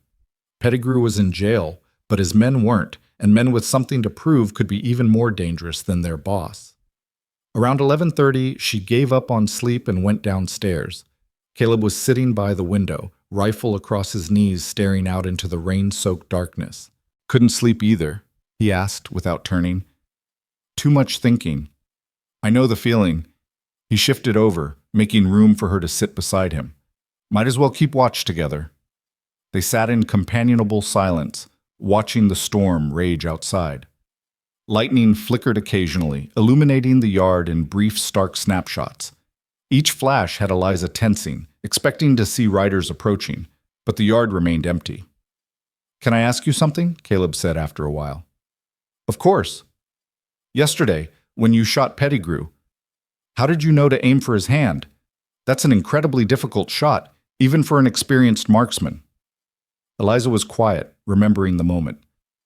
I didn't plan it. I saw him aiming at you, and I knew I had to stop him. But I also knew that if I killed him, it would change me into something I didn't want to be. So I aimed for where I could disable him without crossing that line. You succeeded. Remarkably well, I might add. It was luck. No. Caleb turned to look at her. It was skill and compassion working together. That's rare, Eliza, especially in situations like that. You would have done the same. Would I? I'm not sure. In the heat of the moment, with someone I cared about in danger, I might have chosen differently. The phrase, someone I cared about, hung in the air between them. Eliza felt her cheeks warm and was grateful for the darkness. I should go up and try to rest, she said, standing abruptly. You need relief by midnight. Eliza, Caleb caught her hand gently. Thank you. For staying, for fighting, for being brave when it mattered most. I'm not brave, I'm just... You are. His thumb brushed across her knuckles. You're one of the bravest people I've ever met. Don't diminish that. Eliza nodded, not trusting her voice. She withdrew her hand carefully and climbed the stairs, feeling Caleb's eyes on her back. In her room, she sat on the edge of the bed, her hand tingling where he'd touched it. Something was growing between them, something that went beyond gratitude or shared danger. Something that terrified her almost as much as Pettigrew's threats. Because falling in love with Caleb Holt would mean trusting completely, would mean believing she deserved happiness, would mean accepting that she was more than her history, more than the sum of what had been done to her. And that was the most frightening thing of all. The next 3 days passed in tense alertness. Caleb and Eliza worked the ranch together, never straying far from weapons or from each other. They saw no sign of Pettigrew's men, but that somehow made it worse. The waiting, The not knowing, it wore on both of them. On the fourth day, Marshal Dawson arrived with unexpected news. Pettigrew's men cleared out, he announced, accepting the coffee Eliza offered. The ones who weren't arrested packed up and rode south. Apparently their boss was too broke to pay them, and they weren't inclined to stick around for revenge on credit. They're gone? All of them? Caleb asked. Everyone I could track. Of course, that doesn't mean they won't come back eventually, but for now, you're clear. Eliza felt tension she hadn't known she was carrying drain from her shoulders. And Pettigrew? Trial's in 2 weeks. Between the attempted kidnapping and the testimony about planned murder, he's looking at serious prison time. Maybe 10 years, maybe more. Dawson's expression hardened. Man made a lot of enemies over the years. Folks are lining up to testify against him. Will Eliza have to testify? Caleb asked. Dawson looked at her thoughtfully. Probably. But if she does, it'll be under protection. I'll make sure of that. Eliza nodded slowly. The thought of facing Pettigrew in court, of speaking publicly about what he'd done, filled her with dread. But it also represented something important, justice. The chance to hold him accountable, not just for attacking the ranch, but for years of cruelty. I'll do it, she said firmly. Whatever you need me to say, I'll say it. Dawson smiled approvingly. Brave woman. Holt, you did good bringing her here. After the marshal left, Caleb and Eliza stood in the yard, absorbing the news. The immediate danger had passed. They could breathe again. It's really over, Eliza said wonderingly. This part, yes. But there's still the trial, and the freedom papers are still processing. Caleb looked at her seriously. Are you sure you want to testify? It won't be easy, facing him again. I'm sure. If my testimony helps put him away, helps stop him from hurting anyone else, it's worth it. Eliza met his eyes. I'm done being afraid, Caleb. Done letting men like him control my life through fear. Caleb's expression softened with something that might have been pride. Then we'll face it together. You won't be alone in that courtroom. Thank you. They stood there for a moment, the autumn sun warm on their faces, the ranch peaceful around them. For the first time since the auction, Eliza allowed herself to imagine a future, one where she was truly free, where she could choose her own path, where maybe, just maybe, happiness was possible. And standing beside her, steady and solid and impossibly kind, was the man who'd made that future imaginable. The man who'd bought her freedom but given her so much more. The man she was falling in love with, whether she was ready for it or not. The weeks leading up to the trial passed in a strange sort of limbo. With the immediate threat gone, life at the ranch settled into a rhythm that felt almost normal. Almost. Because beneath the surface of daily routines, feeding cattle, mending fences, harvesting the last of the garden vegetables before frost, ran an undercurrent of tension that had nothing to do with Pettigrew and everything to do with the growing awareness between Eliza and Caleb. They were careful with each other now, in ways they hadn't been before. Careful not to stand too close. Careful not to let their hands brush when passing tools or plates. Careful not to acknowledge the way their eyes met and held for just a moment too long across the dinner table. It was exhausting. One afternoon, about a week before the trial, Eliza was in the kitchen making preserves from the last of the apples when Caleb came in from the barn. He stopped in the doorway, watching her work with an expression she couldn't quite read. Smells good, he said finally. Should be ready by tonight. We'll have enough to last through winter. Eliza stirred the pot, focusing on the task to avoid looking at him. I was thinking I could make apple butter too, if there are enough left over. There are. The cellar's practically overflowing. He moved closer, and Eliza's pulse quickened despite herself. You've done amazing work with the garden and the preserving. I usually just eat salt pork and beans all winter. That's because you're terrible at planning ahead. Hey now. But he was smiling. I plan ahead. I just don't plan ahead for things like food variety. Clearly, Eliza finally looked up at him, and the warmth in his eyes made her breath catch. Caleb, I need to talk to you about something, he said, his expression turning serious. Eliza's stomach dropped. Here it came. Whatever he'd been holding back, whatever was creating this tension between them, he was about to say it. All right. Caleb pulled out a chair and sat at the table, his hands clasped in front of him. The freedom papers came through. Marshall Dawson brought them by this morning while you were with the chickens. Eliza's hand stilled on the spoon. They're done? I'm free? Legally, yes. As of this morning, you're a free woman. No one owns you. No one can claim you as property. He pulled a folded document from his pocket and held it out. These are yours. Eliza's hands trembled as she took the papers, unfolding them with careful reverence. The legal language was dense and formal, but the meaning was clear. She was no longer enslaved. She was a person in the eyes of the law. I don't understand, she said, her voice barely above a whisper. It's only been 2 months. You said it would take much longer. Dawson pulled some strings, called in favors. He wanted to make sure you had legal protection before the trial, in case Pettigrew tried to claim you couldn't testify against your owner. Caleb's expression softened. You're really free, Eliza, completely free. The words should have brought joy, should have filled her with relief and triumph. Instead, Eliza felt a strange hollowness opening in her chest, because freedom meant choice, and choice meant deciding whether to stay or go. This is what you wanted, Caleb continued quietly. What you deserved. I'm happy for you. Thank you. Eliza folded the papers carefully, her mind racing. I need some air, excuse me. She fled to the porch, the autumn wind cool against her flushed face.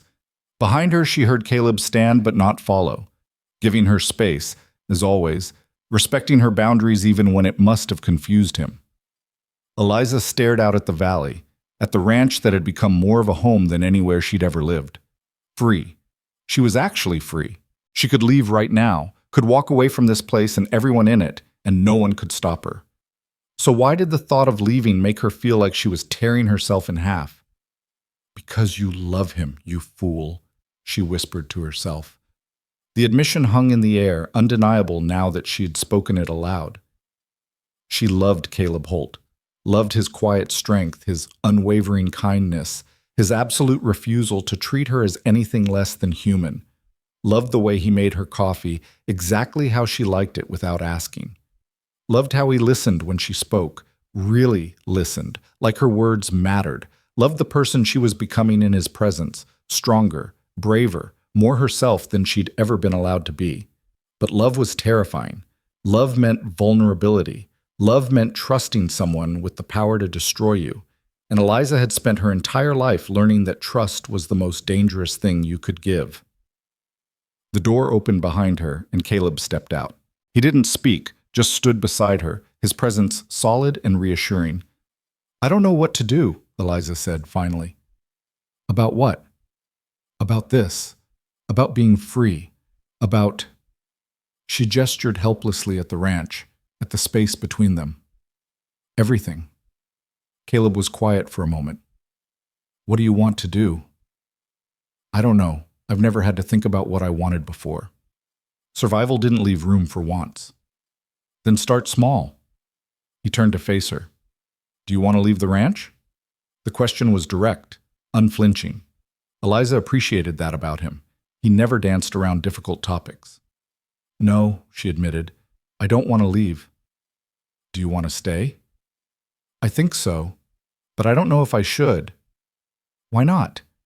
Eliza struggled to put her tangled emotions into words. Because staying means I'm choosing this, choosing you. And what if I'm wrong? What if I'm just confusing gratitude for something else? What if I'm staying because I'm afraid to be alone rather than because I actually want to be here? Caleb absorbed this, his expression thoughtful. Those are fair questions, and I can't answer them for you. Only you know what's in your heart. He paused, seeming to wrestle with something. But I can tell you what's in mine, if you want to hear it. Eliza's breath caught. I want to hear it. I care about you, Eliza, deeply, more than I thought I could care about anyone after Sarah died. His voice was low, earnest. When I bought you at that auction, I did it because it was the right thing to do. But somewhere along the way, it stopped being about doing the right thing and started being about you, about who you are, your strength, your resilience, your refusal to let cruelty break your spirit. I admire you. And he took a breath. I love you. I don't expect you to feel the same way. I just wanted you to know. The words hung between them, simple and devastating. Eliza felt tears prickling her eyes. I'm terrified, she whispered. I know.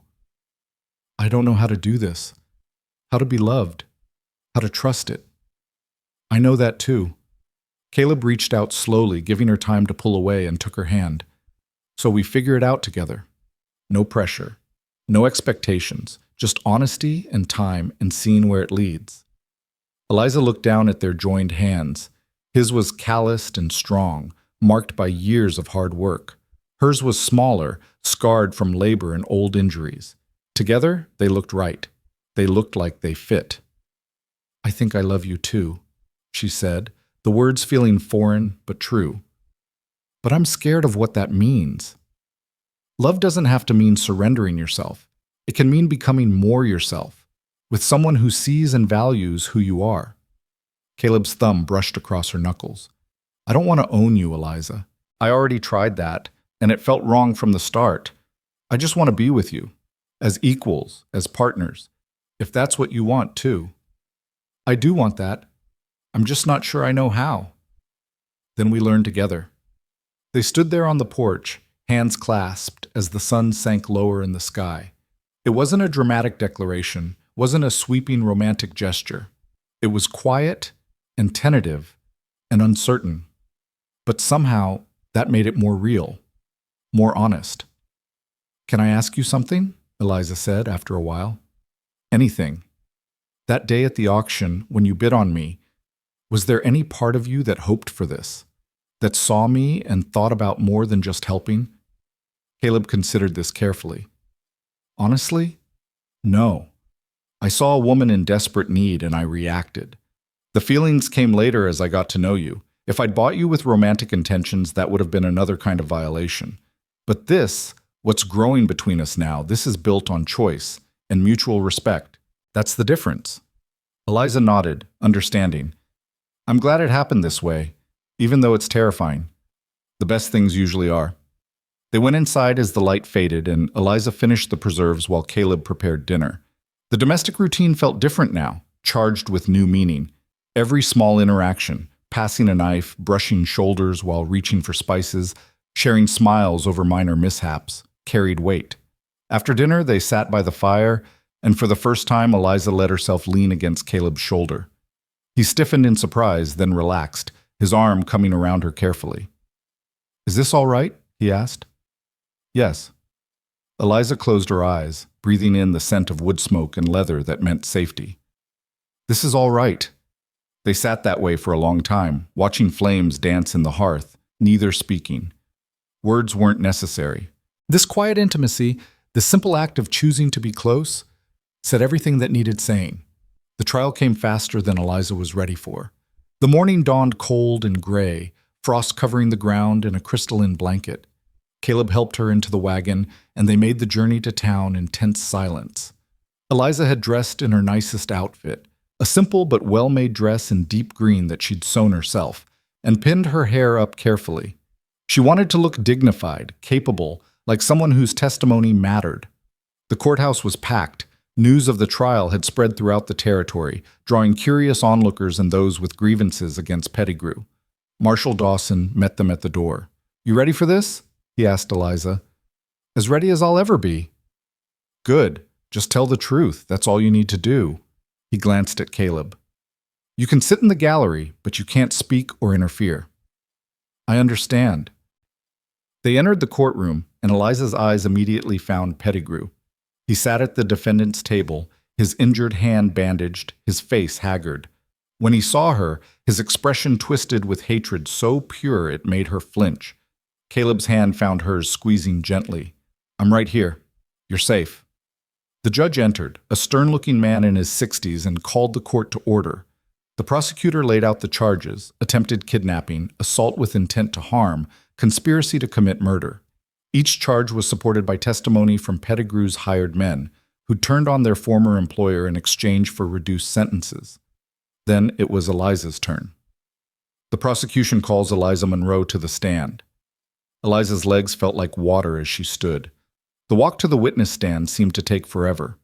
Every eye in the courtroom was on her. She could feel their judgment, their curiosity, their speculation about who she was and what she'd endured. She was sworn in and sat, her hands clenched in her lap to hide their trembling.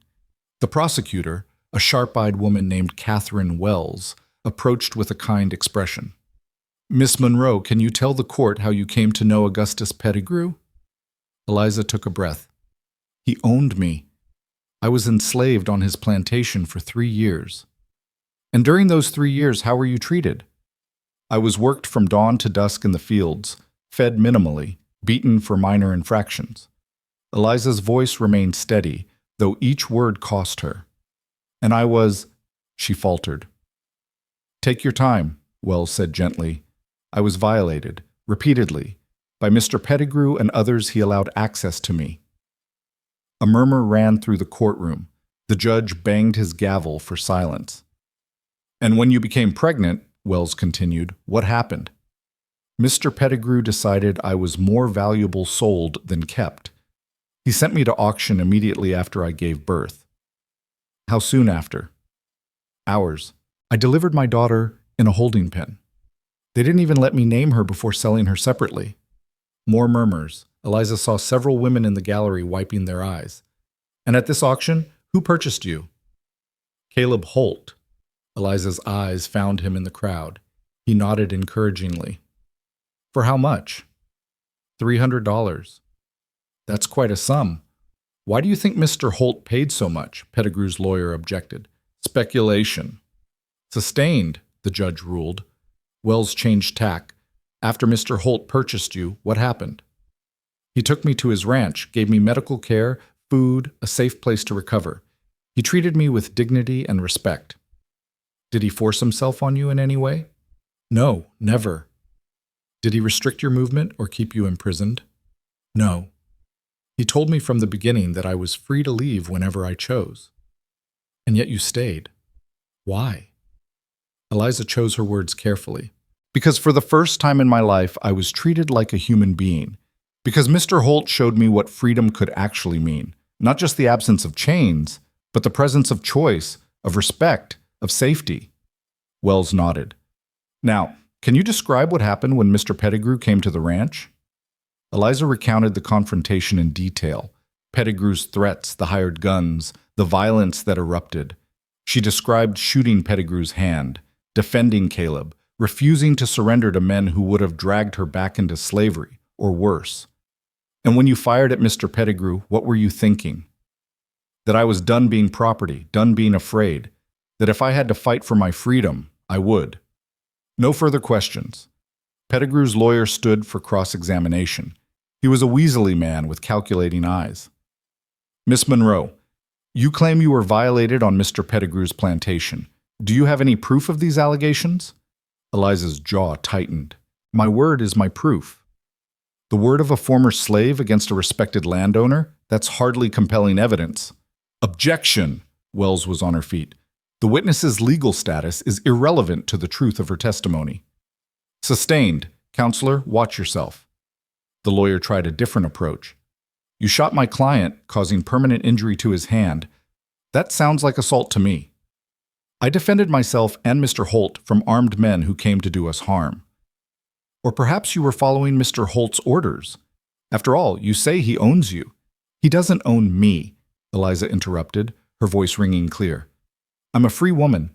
My papers were processed and approved before this trial began. I'm here by choice, testifying by choice, because what your client did was wrong, and I won't stay silent about it anymore." The lawyer blinked, thrown off his rhythm. That is, no further questions." Eliza stepped down, her legs shaking with relief. She'd done it. She'd faced Pettigrew in open court and told the truth. Whatever happened now, she'd spoken her piece. The trial continued for another hour with additional witnesses and closing arguments. Finally, the judge instructed the jury and sent them to deliberate. The wait was agonizing. Eliza and Caleb sat in a small anteroom, neither speaking, both lost in their own thoughts. Marshal Dawson brought them coffee, and Eliza wrapped her hands around the cup, grateful for its warmth. "You did well up there," Caleb said quietly. "I'm proud of you." "I was terrified." Courage isn't the absence of fear, it's acting despite it. He covered her hand with his. You were incredibly brave. 2 hours later, the jury returned. Eliza's heart pounded as everyone filed back into the courtroom. The foreman stood, a weathered rancher with kind eyes. On the charge of attempted kidnapping, how do you find? Guilty. On the charge of assault with intent to harm? Guilty. On the charge of conspiracy to commit murder? Guilty. Relief flooded through Eliza so powerfully she nearly collapsed. Guilty. On all charges. Pettigrew would go to prison for years. He couldn't hurt her anymore, couldn't hurt anyone. The judge sentenced him to 15 years at the territorial prison to be served consecutively. Pettigrew's face went white, then red, then purple with rage. As guards led him away, he turned and spat toward Eliza. This isn't over. You hear me? You'll pay for this, both of you. The guards dragged him out, his threats echoing until the doors closed behind him. It is over, Marshal Dawson said, approaching Eliza and Caleb. He's done. And even if he weren't, you have the law on your side now. Both of you. Eliza nodded, overwhelmed by the finality of it. Pettigrew was gone. Truly gone. The nightmare that had haunted her for 3 years was finally, definitively over. The ride back to the ranch was quiet, but it was a different kind of quiet than the morning's tension. This was peaceful, reflective. Eliza watched the landscape pass, seeing it with new eyes. She was free to appreciate its beauty now, without the shadow of Pettigrew hanging over her. What are you thinking about? Caleb asked. That I can actually plan for the future now. Real plans, not just survival. What kind of plans? Eliza considered this. I want to learn to read better. I can manage basic words, but I want to read books, real books. She glanced at him. Would you teach me? I'd be honored. And I want to help more with the ranch. Not just the household tasks, but the actual ranching. Cattle management, breeding decisions, financial planning. I want to be a real partner. Caleb's expression softened. You already are a partner, Eliza. But I'd love to teach you more about the operations. They reached the ranch as sunset painted the sky in shades of orange and purple. As they unhitched the horses, Eliza felt a sense of homecoming so profound it brought tears to her eyes. This place, this life, this man, she'd chosen them, and they'd chosen her back. That evening, after a simple dinner, they sat on the porch watching stars emerge. Caleb had brought out blankets against the cold, and they huddled together sharing warmth. Can I ask you something? Eliza said. Always. What happens now? With us, I mean. Caleb was quiet for a moment. What do you want to happen? Eliza gathered her courage. I want to stay. Not as a guest. Not as someone you're helping. I want to build a life here. With you. If that's what you want too. It's exactly what I want. Caleb turned to face her, his expression serious. But I want to do this right, Eliza. No rushing, no pressure. We take our time, figure out what this partnership looks like, build something solid. What does doing it right look like? It looks like courting you properly. Taking you to town dances, bringing you flowers, earning your trust day by day. It looks like asking you to marry me when you're ready, if you're ever ready, and meaning it as a true partnership, not an obligation. He took her hand. I want you to choose me every day, knowing you could choose differently. That's what love should be. Eliza felt warmth spreading through her chest. I think I'd like that. The courting, the partnership, all of it. She paused. But Caleb, I've already chosen you. Every day since the trial ended, I've been choosing you. I just needed time to realize it. And now? Now I'm choosing you consciously, deliberately, because I love you and because you showed me what love could actually mean. Caleb's smile was radiant, transforming his normally serious face. Then I guess we're doing this. I guess we are. He kissed her then, gentle and reverent, and Eliza felt something settle deep in her soul. This was right. This was home. Not the ranch, not the house, but this. Being with someone who saw her, valued her, loved her for exactly who she was. The months that followed were the happiest of Eliza's life. Caleb courted her with old-fashioned earnestness, bringing her wildflowers from the meadow, teaching her to read from his small library, taking her to town socials where they danced awkwardly and laughed at their own missteps.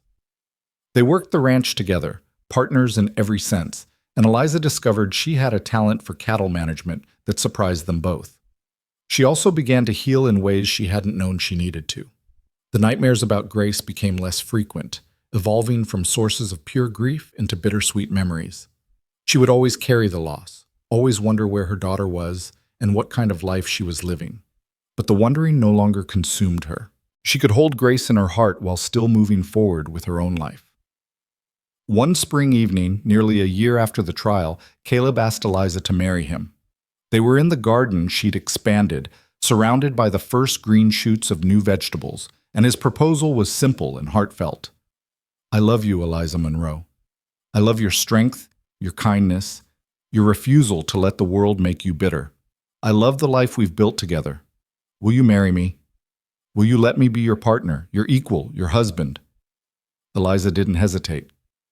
Yes, 1,000 times yes.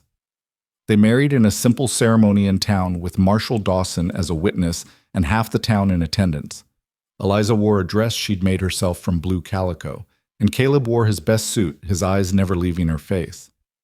As they exchanged vows, Eliza thought about the journey that had brought her here, from the auction platform to this moment, from property to person to partner, from despair to hope to love. I, Eliza Monroe, take you, Caleb Holt, to be my husband, she said clearly. I choose you, today and every day after. And in choosing him, she chose herself, chose freedom, chose life, chose everything she'd never been allowed to have and everything she'd almost stopped believing was possible. The past would always be part of her. The scars, the losses, the pain, they'd shaped who she was, but they didn't define who she would become. That was her choice to make now. And she chose joy. She chose partnership. She chose love. She chose the future, bright and open and entirely her own. The first year of marriage brought changes to the ranch that transformed it from a lonely bachelor's property into a true homestead. Eliza expanded the garden until it produced more vegetables than two people could eat, selling the surplus in town and building a modest savings account in her own name. Caleb taught her everything he knew about cattle breeding and ranch management, and she proved to have an instinct for it that impressed even the old-timers who initially dismissed her as just another wife playing at ranching. But it was the small moments that defined their life together. Morning coffee shared on the porch while watching sunrise paint the mountains. Evening conversations by the fire where they discussed everything from cattle prices to philosophy. The way Caleb's hand always found hers when they walked. The way Eliza's laughter, once so rare, now filled the house with warmth. 2 years into their marriage, on a cold November morning, Eliza woke feeling nauseated. She made it to the basin just in time, retching until her stomach was empty. Caleb appeared in the doorway, concern etched on his face. Are you all right? Should I fetch the doctor? Eliza wiped her mouth with a shaking hand, her mind racing. She'd felt this way before, knew exactly what it meant. No, I think I'm pregnant. The words hung in the air between them. Caleb's expression cycled through surprise, joy, and then immediate concern as he remembered what pregnancy had cost her before. Are you... He moved closer, kneeling beside her. How do you feel about that? Eliza took a shaky breath, examining her own emotions with the honesty she'd learned from him. Terrified. But also... hopeful? Is that strange? No, it's not strange at all. He took her hand gently. This is different, Eliza. You're free. You're safe. This child will be ours, raised here, loved and protected. Nothing like before. I know, but I can't help remembering Grace, wondering if this is somehow betraying her memory. You could never betray her. Loving another child doesn't diminish what you feel for her. Hearts expand, they don't divide. Caleb's voice was gentle but firm. And maybe this child is a gift, a chance to experience motherhood the way it should be, with joy instead of fear. Eliza nodded, tears streaming down her face. I want this baby. I do. I'm just scared. Then we'll be scared together, and we'll get through it together, just like everything else. The pregnancy progressed slowly through winter and into spring. Eliza's body remembered what to do, even as her mind wrestled with memories of Grace. Caleb was attentive without being overbearing, anticipating her needs, making sure she rested, bringing her tea when the morning sickness was bad. Dr. Harmon, a kindly woman who'd moved to town the previous year, examined Eliza regularly. "You're healthy and strong," she assured them. "Everything looks good. This baby should arrive right on schedule in early June." As Eliza's belly swelled with new life, she found herself talking to the baby, telling it about the ranch, about its father, about the life they were building. And sometimes, late at night when Caleb was asleep, she whispered about Grace, about the sister this child would never meet, but who would always be part of their family story. One afternoon in May, Eliza was hanging laundry when a wagon crested the ridge. She shaded her eyes, watching it approach with the wariness that never quite left her. Caleb emerged from the barn, his hand moving instinctively toward where his rifle leaned against the doorframe. But as the wagon drew closer, Eliza recognized the driver. Marshall Dawson. "Wasn't expecting you," Caleb called out as the wagon stopped. "Everything all right?"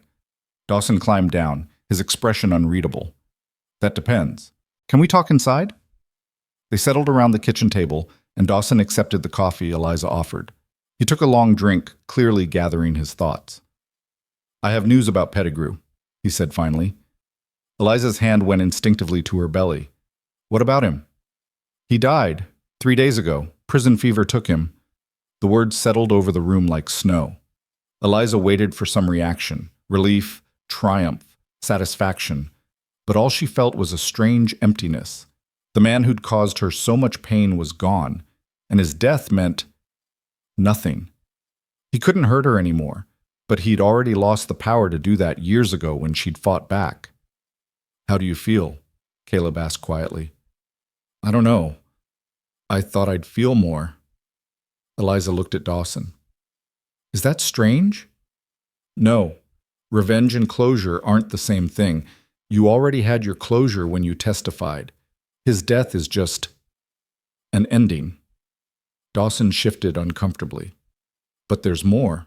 When they went through his effects, they found records, sales records, including the one for your daughter. Eliza's breath caught. "Grace?" "The couple who bought her were named Morrison. Jonathan and Emma Morrison, heading east to Ohio. They had no children of their own, wanted to raise her as theirs." Dawson pulled out a worn piece of paper. "This was in Pettigrew's files, an address in Cincinnati." Eliza's hands trembled as she took the paper. An address. After 4 years of wondering, of hoping, of grieving, she had an actual lead. Grace could be alive, could be living at this address, could be a little girl now, walking and talking, and "It's 4 years old," Caleb said gently, reading the paper over her shoulder. "They might have moved, but they might not have." Eliza looked at him, hope and fear warring in her eyes. "We could find her. We could actually find her." Caleb glanced at her swollen belly. "You're 7 months pregnant, Eliza. The journey to Ohio would take weeks, maybe longer. It's not safe." "I know, but after the baby comes," she looked at Dawson, "would you help us? Help us find her?" The marshal nodded slowly. "I can send telegrams, make inquiries, see if the Morrisons are still at that address. If they are, if your daughter is with them." He paused. "What then, Eliza? What are you hoping for?" It was a fair question. Eliza had spent years imagining finding Grace, but she'd never thought past the finding.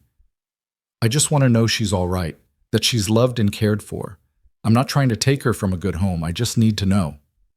"Fair enough. I'll start making inquiries this week." After Dawson left, Eliza and Caleb sat in silence, the weight of possibility heavy between them.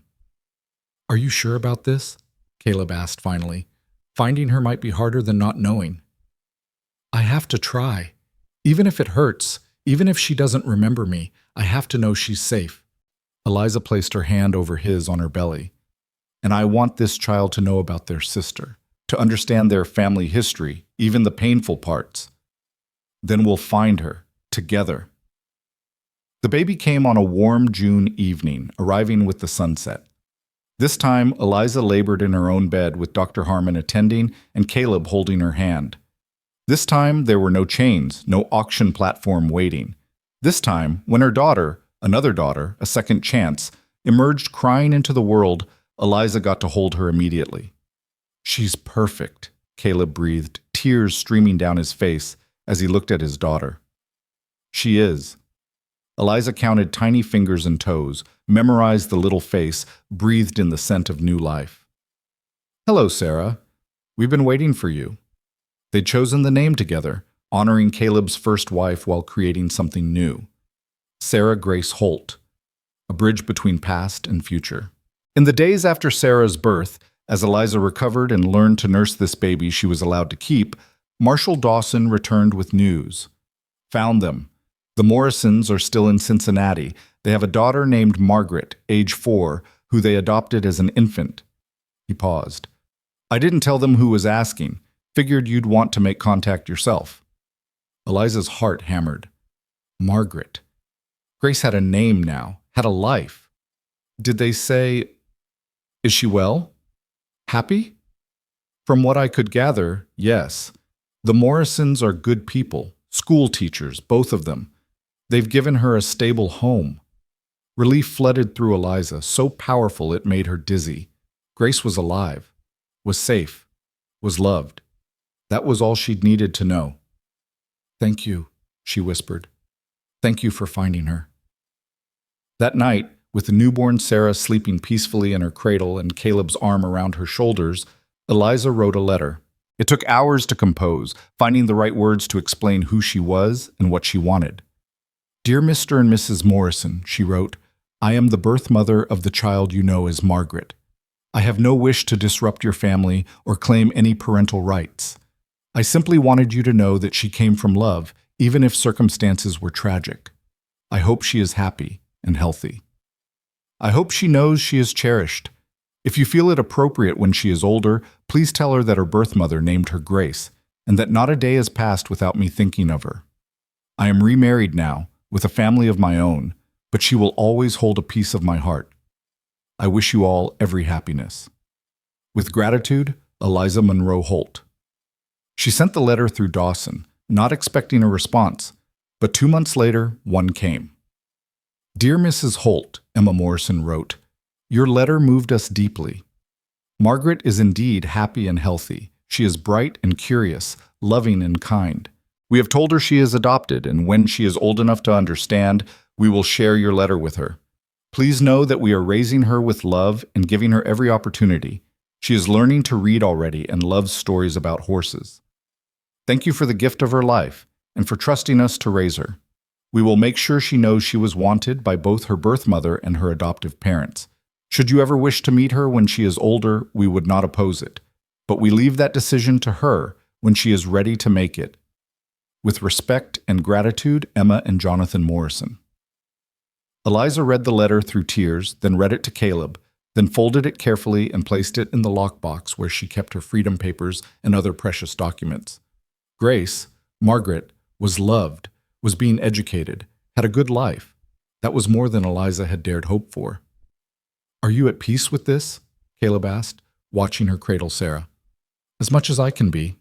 I'll always wonder about her, always wish things had been different, but knowing she's safe and loved, that's enough." Eliza smiled down at her infant daughter. "And I have Sarah now. I get to be a mother the way I always wanted to be." The years unfolded like pages in a book. Sarah grew from infant to toddler to curious child, filling the ranch house with laughter and questions. Eliza and Caleb had 2 more children, a son they named Thomas after Caleb's first son, and another daughter they called Clara. The ranch prospered, expanding to include more cattle and eventually a small herd of horses that became Sarah's passion. Eliza became known in the community not just as Caleb Holt's wife, but as a force in her own right. She helped establish a school in town, taught reading to anyone who wanted to learn, and quietly assisted other freed people in establishing themselves in the territory. Her past, rather than being something to hide, became a source of strength. She spoke openly about her experiences, not to dwell on them, but to help others understand and to fight against the systems that had oppressed her. When Sarah was 12 and starting to ask questions about where she came from, Eliza told her the whole story, about Grace, about the auction, about Caleb's intervention, and the fight for freedom. Sarah listened with wide eyes, then hugged her mother fiercely. "You're the bravest person I know," she said. "No, I'm just someone who refused to give up. There's a difference." "I don't think so." One autumn afternoon, when Sarah was 15, a letter arrived from Ohio. Margaret Morrison, now nearly 20, had written to Eliza. "Dear Mrs. Holt, or should I say Mother? I'm not sure what to call you. My parents showed me your letters when I turned 18, and I've spent the past 2 years trying to decide if I wanted to make contact. I think I do. I'd like to know you, if you're willing. I'd like to understand where I came from. My parents have given me a wonderful life, and I love them dearly. But there's a piece of me that's always wondered about you. Would you be willing to meet? I could travel west, or if you prefer, we could exchange letters first. Whatever you're comfortable with. Your daughter, Margaret Grace Morrison." Eliza's hand shook as she read. Grace, Margaret, wanted to meet her. After all these years, after all the loss and longing, her first daughter was reaching out. "What do you think?" she asked Caleb, showing him the letter. "I think you should invite her here. Let her see the life you've built, meet her siblings, understand your story and context. What if she hates me for giving her up? You didn't give her up. She was taken from you. There's a difference, and I suspect she's smart enough to understand that." So Eliza wrote back, extending an invitation. Margaret arrived 6 months later, in the spring of her 21st year. She was tall and graceful, with Eliza's eyes and cheekbones, but a confidence Eliza had never possessed at that age. The reunion was awkward at first, two strangers trying to navigate a relationship that should have been, but wasn't. But over the course of Margaret's month-long visit, something beautiful emerged. Not quite a mother-daughter relationship in the traditional sense, but a connection nonetheless. Margaret met her half-siblings and was enchanted by them, especially Sarah, who peppered her with questions about city life. She learned to ride horses, helped with the ranch work, and spent long evenings hearing Eliza's stories. On her last night at the ranch, Margaret and Eliza sat on the porch watching stars emerge. "Thank you for letting me come," Margaret said quietly. "Thank you for wanting to. I need you to know something." Margaret turned to face her. "I don't blame you for what happened. I understand now that you had no choice, and I'm grateful that you made sure I went to a good home, even if you couldn't keep me yourself." "I didn't make sure of anything. I had no power then." "But you wrote to my parents. You told them I came from love. That mattered to them, and it matters to me." Margaret took Eliza's hand. "You gave me life twice.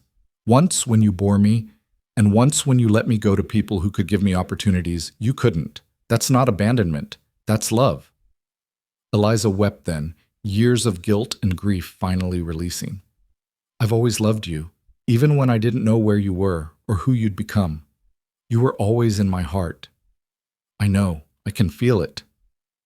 When Margaret left to return to Ohio, where she was studying to become a teacher like her adoptive parents, Eliza felt a sense of completion she'd never expected.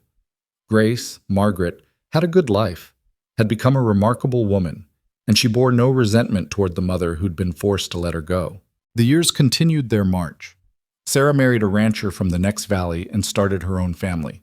Thomas became a lawyer fighting for the rights of freed people in other marginalized communities.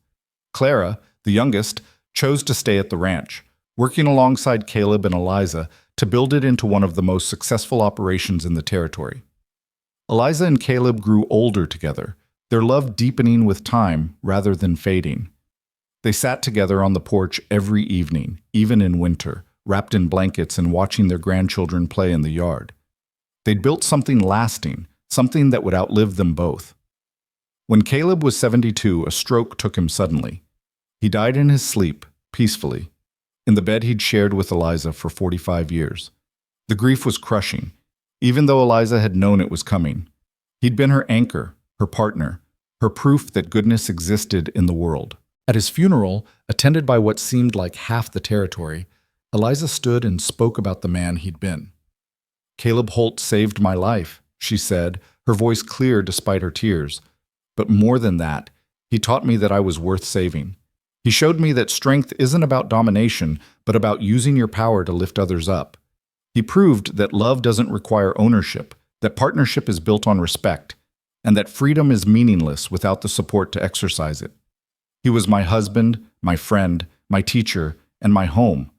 And though he's gone, everything he built, this ranch, this family, this community, will carry on because of the foundation he laid. In the years after Caleb's death, Eliza continued to run the ranch with Clara's help. She was in her 70s now, her hair silver, her hands gnarled with arthritis, but her spirit as fierce as ever. She spent her mornings working with the horses, her afternoons with grandchildren, her evenings writing letters to Margaret and reading the books she'd learned to love. One morning, 30 years after Caleb's death, Eliza woke feeling tired in a way that went beyond physical exhaustion. She was 96 years old, had lived a life beyond anything she could have imagined on that rain-soaked auction platform. She'd been a slave, a mother, a wife, a rancher, a teacher, a grandmother, a friend. She'd loved and lost and loved again. She'd fought for her freedom and then spent the rest of her life helping others find theirs. Clara found her that afternoon, sitting in Caleb's rocking chair on the porch, a peaceful smile on her face. She'd simply closed her eyes and slipped away, surrounded by the mountains she'd come to love and the land she'd helped build. The funeral was attended by 4 generations of family and countless community members whose lives Eliza had touched. Margaret came from Ohio, now a white-haired grandmother herself. Sarah's children and grandchildren filled the front rows. Thomas delivered the eulogy, his voice thick with emotion. "My mother was sold for $300, he said. That was her worth in the eyes of the law, in the eyes of men who saw her as property. But her true worth can't be measured in currency. It's measured in the lives she changed, the injustices she fought, the love she gave freely, and the legacy she leaves behind. She taught us that survival isn't enough, that we must live with dignity, with purpose, with love. She showed us that the past shapes us but doesn't define us, that freedom is something we must claim and then defend, and that family is built not just on blood, but on choice and commitment." They buried Eliza beside Caleb on a hill overlooking the ranch, where she could see the valley stretch out in all directions. The headstone was simple: Eliza Monroe Holt, 1843 to 1939. Once enslaved, always free. Beloved wife, mother, and fighter for justice. But Eliza's real legacy wasn't carved in stone. It lived in her children and grandchildren who carried forward her strength and compassion. It lived in the school she'd helped establish, still teaching children 70 years later. It lived in the ranch that bore her touch in every building and fence line. It lived in the stories people told about the woman who'd been bought and sold, but who'd refused to let that define her. Margaret stood at the grave long after the others had left, Clara beside her. "Did you know her well?" Clara asked gently. "Not as well as I would have liked, but well enough to understand what she gave me." Margaret touched the headstone. "She gave me life. And then she let me go because she loved me enough to want better for me than she could provide. That's the greatest gift a mother can give. She never stopped loving you or talking about you." "I know, just like she never stopped loving all of you." Margaret smiled through her tears. "She had the biggest heart of anyone I've ever known. Big enough to hold all of us, all our stories, all our pain and joy." As the sun set over the valley, painting the sky in shades of orange and purple, the 2 women stood together, bound by a mother who'd been torn from one and chosen by the other, united in their grief and their gratitude. Eliza Monroe had been born into slavery, had been bought and sold like livestock, had lost her first child and endured horrors that would have broken most people. But she'd survived. More than survived. She'd thrived. She'd built a life defined not by what had been done to her, but by what she'd chosen to become. She'd been property. She'd become a person. She'd transformed from survivor to mother to partner to pillar of her community. Her journey had started on an auction platform in chains, bleeding and broken, believing her spirit had finally died. It had ended on a porch overlooking land she'd helped build, surrounded by love she'd earned and given freely, having lived a life so full and rich that $300 seemed like the cruel joke it had always been. Because you can't measure a human life in currency. You measure it in love given and received, in battles fought and won, in children raised and communities strengthened, in moments of grace amid suffering, in the choice to keep living when giving up would be easier, in the legacy left behind when the final chapter closes. By those measures, Eliza Monroe Holt was priceless, and her story, a story of resilience, love, and the unbreakable human spirit, would echo through generations, reminding everyone who heard it that freedom is never given. It must be claimed, defended, and shared. That was Eliza's final gift to the world, the understanding that no matter how dark the beginning, we all have the power to write our own ending. And hers was beautiful,